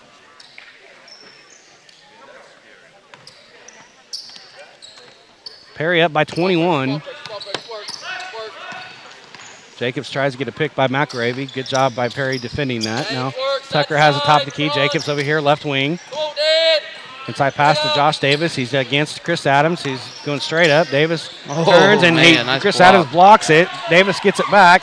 Gives it to Hamilton in the lane. Puts up a shot on the right side and up and off the window and in. 40-21. Everybody was just concerned with getting the ball over there on the left baseline. Now Albritton for three in the right corner. No good. Rebound. Chris Adams puts it up and in again. It's 42-21. And boy, that kid's just a machine. Stolen now by Braden Sweet. He's got numbers, a 2-on-1. He's going to take it himself on the right side. Puts it up and off the window. No good. Rebound, Josh Davis. Just a little too hard. Made the right call to take it himself. Just a little too hard. Alexander's pass is stolen away by Sweet again. Up to Adams on the right side. Puts it up off the glass. No. Rebound. And it falls to Hamilton. He passes, and it's stolen by Albritton. Back to Adams. Now they'll set it up to Logan Lewis over here, right wing. He'll dribble to the top of the key. 3:26 to go. Still no breaks coming in yet. Albritton right wing. Top of the key, Boone. Left wing to Logan Lewis. He'll fire from three. It's no good. Rebound on the backside. Jacobs. Here come the Buccaneers. Now Tucker Alexander has it right wing. Right high post. It goes to Josh Davis. Inside pass. McRavy. He's going to dribble drive against James Boone. And he's going to reverse over there. Left side. No good on the shot, but he's fouled. We'll take a break. You're listening to Prairie Maroon Basketball on Triple Play Sports. And welcome back to Tonkawa, Oklahoma. McRavy at the line. Made the first shot. Made the second one. And it's now a 19-point lead for the Maroons. 42-23. Back in the ballgame will be Vandermeer. Jonathan Vandermeer back into the ballgame. That's a mouthful. As Logan Lewis will set it up the top of the key. Gets a pick by Joe Rope over there. Left wing. Inside pass to Chris Adams. Takes a shot in about 5 foot on the turnaround. And it's up and good. And it's 44-23. Chris Adams continues to impress tonight. Inside pass, it goes over there to Vandermeer. He's cut off on the right block. Gets it to Jackson Jacobs. That was a double dribble. Got away with a double dribble, and he's going to throw it off James Boone because he had nowhere to go. But he got away with the double Dragged his dribble. pivot You're right. foot, too. So at the very least, Help on the screen on 10. it's like I'm looking for it now, though. I think he was trying to commit as many turnovers in one possession without being called ever. Vandermeer top of the key, and he's going to give it to Hamilton over there for 3 on the right wing. No good. Rebound, Joe Rupp. Outlet to Logan Lewis. Here come the Maroons. Up by 21. Logan Lewis really wants to push. He finds Matheson, who's come back in for the Maroons. Now Logan Lewis is going to drive down the left baseline, kicks it to Chris Adams on the give and go. He's fouled. He's bumped. The shot doesn't go, and he's going to get 2 free throws. That's going to be Vandermeer, on Vandermeer, I believe. Fouls on number 53. No, Josh Davis. Called on Davis. Team fourth, his third. And I'll put Chris Adams at the line for 2 shots. There's a couple fouls I missed. First shot is up, and it's good. 45-23. Adams having a night. 22 and 10 tonight. Adams will get a second shot. Blake Weaver set to check in to take, I think, Adams' place. And he misses the second shot. Rebound to Hernandez in the lane, and here come the Buccaneers. Got away with the palm there. Gets it over there to 22. That's Hook. Hook's in, pass inside to Josh Davis on the right block. He'll pass out to Hernandez here. Back to Hook over there, right wing. Right corner to Jacobs, guarded by Rupp, who has 2 fouls. Now Vandermeer is going to dribble down the lane, puts up a shot on the right baseline. It's an air ball. Rebound comes down to James Boone. Outlet to Logan Lewis. And I don't know where Logan was throwing that one, but it went out of bounds and untouched, and it's going to go back to Tonkawa. Yep, Logan just got going a little too fast. His wheels were turning, and thought he saw Adams open, just kind of threw it away. Minute 39 to go in the third quarter. Perry on top by 22. It's forgivable. 45-23. It is forgivable. You can work with those turnovers. Vandermeer has it on the left wing. Cross court to right wing. That is Hernandez. Back to left wing. That's Hook. Left corner to Vandermeer. Vandermeer inside to Josh Davis against Blake Weaver. Puts a shot up off of the guys on the left side. No, but he's fouled. He's just kind of he's a beast. So big. Just in the area, you watch out. Josh Davis is 6'5". He's probably every bit of 250. Yeah. If not more. He's big. First shot is up, and it's good. 45-24. What? He's got a nice little game to him. He's only a sophomore, so he could be an important player for them next few years. In several sports. Second shot is no good. Rebound comes down to Vandermeer. He's on the floor. No timeout given, but the ball is stolen by James Boone. Give it to Logan Lewis across the lane to Matheson. Off the glass on the left side and in. 47-24. A nice break there for the Maroons. Matheson got that bucket? Yes. Jacobs puts up a shot. It's blocked by Rupp, and James Boone tried to get it, but he's on the end line. So they'll stay with Tonkawa. Minute and 1 second to go. Third period. Perry on top by 23 now. It's 47-24. Jacobs passes in to Hernandez. Cross court to Hook. Hook will pass into Josh Davis Good against defense Weaver. by Weaver. Getting Davis way out of his spot. Davis is going to drive down the lane. Oh, boy. Subsequently does a drive. He bull drived and put the shot up. And they called it on Rupp, I think. 3-5. That's Weaver, his second. That was on one Team fourth. And I don't know what Tonkawa's coach was griping about, but, man, the referee told him I have heard enough. First shot is up and good for Davis. I don't know what. I mean, he got the foul called. I don't know Maybe what. that was a little more extracurricular to it. I don't know. Coaches like to argue about anything. Second shot is up and good. It's 47-26. Perry by 21 now. Under a minute to go, 45 seconds. Rupp has it in front of us. Back to Logan Lewis over there, left wing, high left wing by the timeline. Now he's going to dribble down the lane, kicks it to James Boone. Now back to Rupp at the top of the key.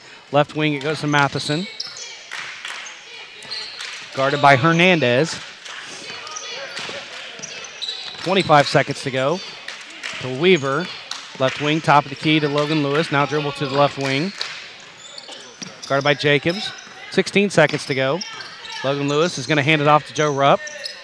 Top of the key. He's going to give back to Lewis. Now he got to go. 10 seconds to go. Lewis gets a double pick at the top of the key. Gets it to Matheson for three at the right wing. It rattles home. Bring it up to Ching. It goes. It's 50-26, and that's the end of the third quarter. Perry leads 50-26. We'll come back for the fourth. You're listening to Perry Maroon Basketball. Play break 13 and 14. You're listening to Perry Maroon Basketball on Triple Play Sports. And welcome back to Tonkawa, Oklahoma. Brock Campbell alongside Mike Shaw as we get set for the fourth quarter. Perry on top by 24, 50-26. Into the first half, Iowa State 26, Oklahoma State 21. Hanging with them. It's a tough place to play. Albritton has that left wing now. He'll dribble drive down the right side of the lane. No good. Rebound comes down to Hook. He'll outlet to Jacobs, and here come the Buccaneers. Now back to Hook. Now left corner. Now Hernandez. Inside pass to Vanderbilt. He's going to be poke checked by Sam Chambers. I believe that's going to be his third or fourth. It's his fourth. Team seventh, and that puts Tonkawa on the 1-1. Vandermeer will go to the line for the 1-1. James Boone's coming in, and he's going to replace Sam Chambers. Guys, let's shoot free throws the rest of the day every time we don't move our feet. And, yeah, Coach Height just said they're shooting free throws every time we don't move our feet the rest of the game. It's Tonkawa's line change. I think they said change it up in the penalty box, and oh, that's a different sport. Sorry. They had several roughing calls tonight. And he misses the free throw. Rebound comes down to James Boone. Outlet to Braden Sweet. He's going to hand it off to Albritton. Albritton's going to be right in front of us against Jacobs. He's going to dribble down the right side of the lane. Puts up a shot. No good. Blocked from the behind. And Vanderbilt's going to get it, the loose ball. And I think he's going to get fouled by James Boone. Lucky, James Boone's lucky he didn't turn an ankle there. Yeah. But, I mean, that's his second foul. It puts Tonkawa off the line again with no time off the clock. Man, nobody came here to watch these guys officiate a basketball game. 1-1. It's basically a free throw shooting contest. This 24-point lead in the fourth quarter, and you're calling it this tight like it's Game 7 of the freaking NBA Finals. And he misses the free throw. Rims out. Rebound. Blake Weaver. Outlet to Albritton. He'll be guarded by Jacobs. Now to Matheson over here. Right corner. Top of the key. James Boone. Left wing. It goes to Albritton. He'll take a shot from the left high post. Rebound falls to Britton as he missed the shot. Outlet to Tucker Alexander. Up the court to Martin. He'll shoot for three from the right wing. No good. Rebound. Fought for, and it's taken by Blake Weaver. Outlet to Albritton. Albritton is going to take it himself on the right side. Puts up a shot. No good. Matheson gets the rebound. His shot is blocked out of bounds, and it'll stay with Perry. And how do you not call a foul down here on the right side? I don't know. Poor Albritton can't buy a basket right now. I mean, that's a foul. He's moving over to get a charge, and there's a foul right there as the ball comes in. No call. James Boone has it top of the key. Braden Sweet right wing now. And we've got a timeout. Brandon Height, he's going to take full timeout. Full. I saw Coach say full. Full timeout. We'll take a full timeout with him. Kevin play breaks 15 and 16. You're listening to Perry Maroon Basketball on Triple Play Sports. And welcome back to Tonkawa, Oklahoma. Brock Campbell alongside Mike Shaw. Perry has the inbound right in front of us. Braden Sweet finds James Boone. He'll hand it off to Albritton as we're underway again. Perry still on top by 24, 50-26. Braden Sweet has it over here, right wing, guarded by Martin. Inside to Weaver. Ball's dead. Ball goes inside to Weaver. It's batted away, stolen. Now Martin's got it. He's going to hand it off to Alexander. Alexander up the floor to Jacobs over there on the right side. Gets stopped, and he's going to pop right there for 5 foot, and he makes it 50-28. Up the court quickly. Matheson has it, right corner. Free throw line. It goes. Top of the key to Matheson. Thank you, Logan. Making sure I can see. I appreciate that. James Boone reverses over there to Matheson. Over left wing. Top of the key goes to Sweet. Right wing to Boone now. Weaver flash, but wasn't open. Now Albritton has it top of the key. Left wing, it goes to Sweet. Inside pass to Weaver. On the left side, puts it up and off the glass. It rolls out. Rebound comes down to Britton. Boy, we just can't buy a bucket right now. No, it's been a lot of close shots. Martin has it over there, right wing. Inside pass, it goes to McElravy. Almost got, That was a travel. Whoa. Alexander's going to fire from 3 from way downtown on the right wing. No good. Rebound, Blake Weaver. Outlet to Matheson. Logan Lewis and Chris Adams set to come back in for Perry at the next dead ball. Braden Sweet has it right wing. Top of the key, it goes to Albritton. Guarded by Jacobs. Now left wing, that's Boone. Inside pass to Blake Weaver on the left side, and Britton jumped and came right down on top of him, and he's going to foul Blake right there. I think he was going for a shot. They might not see it that way. I don't think it was. I was on the floor. Yeah, it's going to be on the floor. Place got to go up a little quicker. 15 foul. First on Britton. Matheson comes out. Weaver comes out. Good minutes for both of those guys. Yeah, absolutely. Weaver three rebounds. Lewis comes back in. Adams comes in as well. Logan Lewis finds Albritton in the backcourt. To James Boone, top of the key. Gives it to Logan over there, left wing, guarded by Jacobs. Still just holding the ball. Now he's going to get his dribble. Gets it to James Boone at the top of the key. Now Braden Sweet over here, right wing, inside pass to Chris Adams. Double team, gets it back to Braden Sweet. Fall away from the right high post is no good. Rebound Tucker Alexander and outlet to Joe Jacobs. And there's going to be a poke check. Who they get? They got Jacob Albritton. Is that his third? His second. Team 9th, and that puts Tonkawa at the line again for 1-1, partner, with no time off the clock. 22-point lead. Not moving the feet on that one. Jacobs' first shot falls through. It's 50-29. Man, that guy can really shoot the free throws. 10 for 11 tonight. Sophomore, only a sophomore. Man.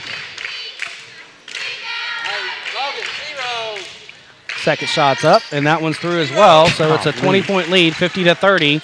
Tonkawa shaved it back to 20. Well, they'd be nowhere without this kid right now. He's got 13 of their 30. Albritton to James Boone, top of the key. Yeah, good open, good open.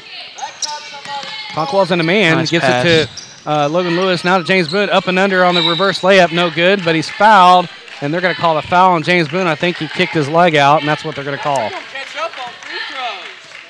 It's going to be on James Boone and team 10th, and now they're in the double bonus. That's James's third foul, and that's going to put Britton at the line for 2 shots now. Luckily they didn't foul Jacobs. That's the only solace we can take in that. They didn't foul Jacobs. First shot is up and good. As I say that, he nails the free throw. And Kramer Britton nails the free throw. The junior, the 6'3" junior. Oh, yeah. Kramer, I can't help think of Seinfeld. Hey, buddy. Second shot is good as well. It's 50-32. I got to call a game. Quit making me laugh here, partner. Trying to lighten the mood. Logan Lewis over here to Albritton. Right wing. He's going to drive down the left lane. Gives it to James Boone over there, left wing. Now Braden Sweet. Now Logan Lewis, right wing. Now he's got a lane. Got him. Gets it. James Boone across the lane and up and off the glass and in. Too easy. And that's just creating lanes right there. Yeah, anytime you get Lewis in the open court like that, he's going to find somebody. Now Britton to Alexander. Alexander's going to fire from 3 from the left wing. No good. Rebound to James Boone, and he's going to get fouled on the rebound. I think they got Britton. They did. They got Britton. That's his second. Team 7th or 6th. One more foul, and we're shooting free throws. 3:41 to go in the ball game. Perry on top by 20, 52-32. Logan Lewis to Albritton. A dribble to the top of the key, gives it to Chris Adams, right wing. Now right corner, Logan Lewis gets a screen from Chris Adams. And Logan Lewis fires to Albritton over there, left corner for 3, no good. Rebound falls to Adams, to Jacobs. That's a good offensive set, Jacobs up the court to Alexander on the right wing, to Britton over here, left high post. Going to dribble drive against Chris Adams. Good luck there, partner. Gives it to Joe Jacobs. I called him Joe Jacobs again. Jackson Jacobs. Now to Martin. Now top of the key to Alexander. And just bounce pass to Jacobs. He's going to fire from the free throw line. It's up and good. Oh, well, of course he made that. He thought he got fouled, but it's 52-44 or 52-34. Perry's still on top by 18. Coach Brandon Height continuing to coach, though. What you like? This team has lots of potential. This team can make a run. Yeah, absolutely. This year, Logan Lewis drives on the right side, no good on the layup. Rebound comes down to Britton. Now given to Jacobs. He's going to get trapped, and Good job, Logan. We've got right in front of us. Good job, Logan. They're letting things go here. They really We've got are. a timeout by Tonkawa, and I thought we were going to have a scrum here. And the referee, we'll get into it after this. You're listening. Actually, we don't have a timeout, but you know, Brandon wanted a foul here, and definitely, but it was getting rough here, partner, and to the point where it could have, fists could have started been thrown and everything, and we've got to take care of that. What'd y'all say on that? No comment. The referee asked me to say something. What do you see on that? I'm like, no He's comment. trying to bait us. He's trying to bait us. But yeah, so I mean, you know, Jump balls, good hard play. Yeah. Jump ball. yeah, I'd take Oh, that I ball. saw. That's what I'd say. You know, if anything. Hey, we need give some advice to a referee. We've never had that happen. He's got to give us a cut of his fee tonight then for that one, for that helping him out. So we're back to action, 52-34. I have never had a referee ask me, what do you think you would have called there? Me That was neither. interesting. I didn't know what to say. I was like, well, you missed a call. Yeah, you got to Speaking be of which, diplomatic so he can help. We've got a reach and foul on James Boone. I In think the that's his future. fourth. That puts Tonkawa at the line again. That's McAravey now going to the line for two. And we're going to have a free throw shooting contest with 2:12 to go. Yeah, they just don't want us to get out of here. First shot is up, and it rattles home for McAravey. They And figure everybody lives. changing it up, the line this change area. again, as we're going to send three to the penalty box. Yeah, we had kind of a little. It could have had an instigating penalty there. It was right in front of us. I Yeah. thought there was going to be some Exciting. punches thrown because Jacobs was not having it for Tonkawa. Second shot goes home as well, so 52-26 or 52-36. Well, you know, Lewis is one of those scrappers. He kind of gets under the other players' skins. He's a great guy to have. Sometimes players don't like playing against him. But he just plays hard-nosed and gets after you. You just got to compose yourself. Perry's only scored 2 points this quarter. And Adams- still lead by 16. Adams has it right wing, now gives it off to Albritton, top of the key to Chambers. Now back to Adams in the right wing. Top of the key goes to Sweet. Perry playing keep away with a 16-point lead.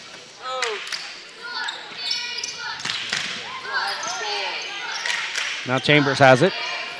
Minute 44 to go in the ball game. Adams now back to Logan Lewis right in front of us on the right wing, guarded by Hernandez. Logan's going to try and drive, gives it to Chris Adams over here right corner. Going to drive against Josh Davis, kicks it to Sam Chambers, left wing. Just going to hand it off to Logan Lewis. And Perry, if they want to, they can exhaust the clock if they Might want as to. well try if they're not going to foul. And Hernandez Get a clock. finally, Logan Lewis loses it on guess he the lost that out of bounds. out of bounds line over there, and it's going to be a turnover and That's go back good. back to Tonkawa. I Wasted about a minute. guarantee you, Coach Brandon Heist not liking the way his team's playing in the fourth quarter. This No, is you what he wanna- said you we wanna have to keep- finish. Right, you want to keep up the intensity and finish and all the way out, all the way through the game, no matter how much you're up. Especially since we haven't relented and gone in with the backups, you know. Inside pass goes to Davis on the left block. Spins. Another block And by blocked Adams. by Chris Adams, and he's taking it by Chris Adams. Outlet to Logan Lewis, and Coach Howell wanted a foul there, and that was not a foul. Sure he did. Braden Sweet now give it to Sam Chambers, flashing into the paint. That's Albritton a gets foul. the shot, goes down, count it, and a foul called. Count the basket. And Albritton will go to the free throw line as sliding over was Martin, I believe, and he got Yeah, there just late. Way late and was under the basket. I was wondering if they're going to call that. And it's 54-36 with Albritton going to the line for one shot. Substitutions coming in, Joe Rupp and Blake Weaver. Placing Braden Sweet and Chris Adams. His night is done with 55 seconds to go. And Baker Shields is going to come in and replace Logan Lewis. His night is done. A solid game for the seniors. Adams 22 points, 11 rebounds. Albritton's shot is up, and it rolls over the front of the rim and through, so it's a 55-36 lead. 19-point lead for Perry. They're going to go to 6-3. Tonkawa will drop to 2-6, and Perry will win every game except the varsity girls game tonight. Davis has it over there right side, and hand check there on Blake Weaver. Put Davis at the line for two. And that's going to be Blake's third or fourth, I believe, isn't it? I got three. Three? Yeah. So that's a third foul on Blake Weaver. Puts Josh Davis at the line for 2 shots. 42 seconds to go in the ball game. So first shot is up and good. A soft touch for a big man. 55-37. 4 free throws he's made. Jinxed it. And second shot is no good. Rebound Chambers. Outlet to Albritton with 36 seconds to go. Chambers will have a yo-yo dribble right there in between the 2 circles. Hands it off to Albritton. 26 seconds to go. He's met by Hamilton trying to get a count, but I think Tonkawa is going to let this one go. Chambers has it, although Ingmar is still playing hard. Now Chambers going to dribble drive down the right side of the lane, puts it up and off the glass and in. And an exclamation point there, 57-37. Perry on top by 20. He used Ingmar's under 10 aggressiveness seconds. to his advantage. Ingmar played 2 up on the ball. Sam blew right by him. Ingmar has it top of the key. Bryden Martin inside pass to Josh Davis. His shot is no good at the buzzer. And the Maroons win it 57-37. Come back, we'll have the stats. You're listening to Perry Maroon Basketball on Triple Play Sports. And welcome back to Tonkawa, Oklahoma. Brock Campbell alongside Mike Shaw. Perry boys win it 57-37 to improve to 6-3 on the year. Tonkawa drops to 2-6. And partner, let's go over the stats of the ball game. Happy to. The visiting Maroons scored 57 points on 23 of 49 shooting. That's 47%. Got 16 assists on those 23 field goals. That's a great number. 3 for 9 from 3. Didn't rely on threes tonight. I really like that. 8 of 14 from the line. That could be improved. 27 rebounds, 9 steals, and this is my favorite number, 10 turnovers. Nice. That's one of the lowest of the season. 22 fouls. That's, well, really don't need to get into that.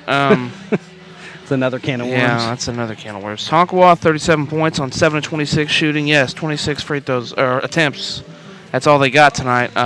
4 assists on 7 field goals.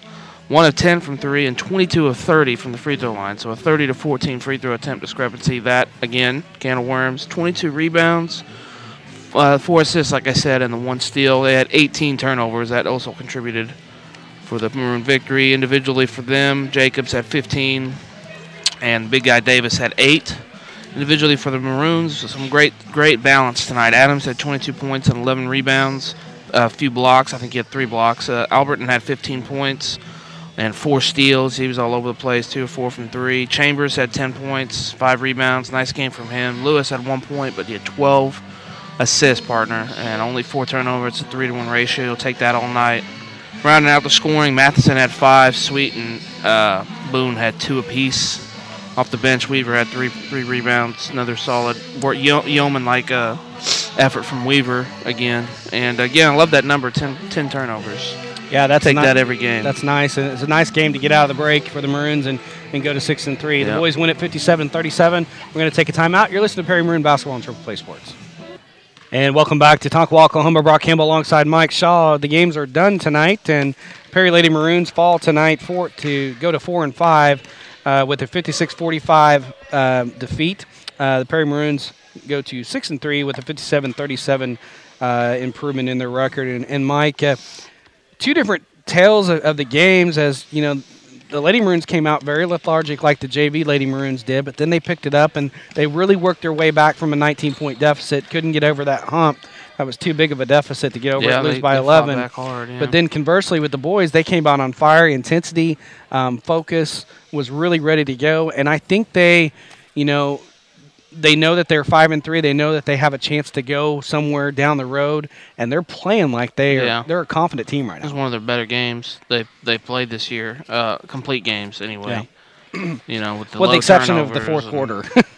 Yeah, I think they just sat on the lead. Yeah. Not that coach said that, because you don't ever say that to your players. Mm-hmm. I think the players, players are human. They know. They can see the scoreboard. They know, 7 points. They know when they're up by a lot. And so sometimes that can creep in, and you just kind of – and how many – they missed 4 point-blank shots. That could be, it's 8 extra points. Yeah.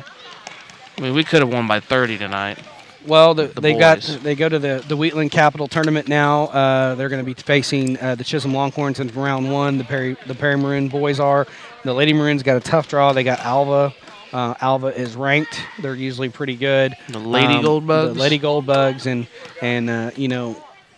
turnovers were an issue tonight. They've got to clean that up for that tournament, because that's a tough tournament. the Wheatland Capital is, and drawing the Gold Bugs the first round, they get after you, and they're really going to have to limit those turnovers. It'll be interesting to see what they do from now until Friday when they play the Gold Bugs. So, but anyways, we're going to take our final break. We'll come back. We'll wrap things up. We'll get you set for the next broadcast. You're listening to Prairie Maroon Basketball on Triple Play Sports.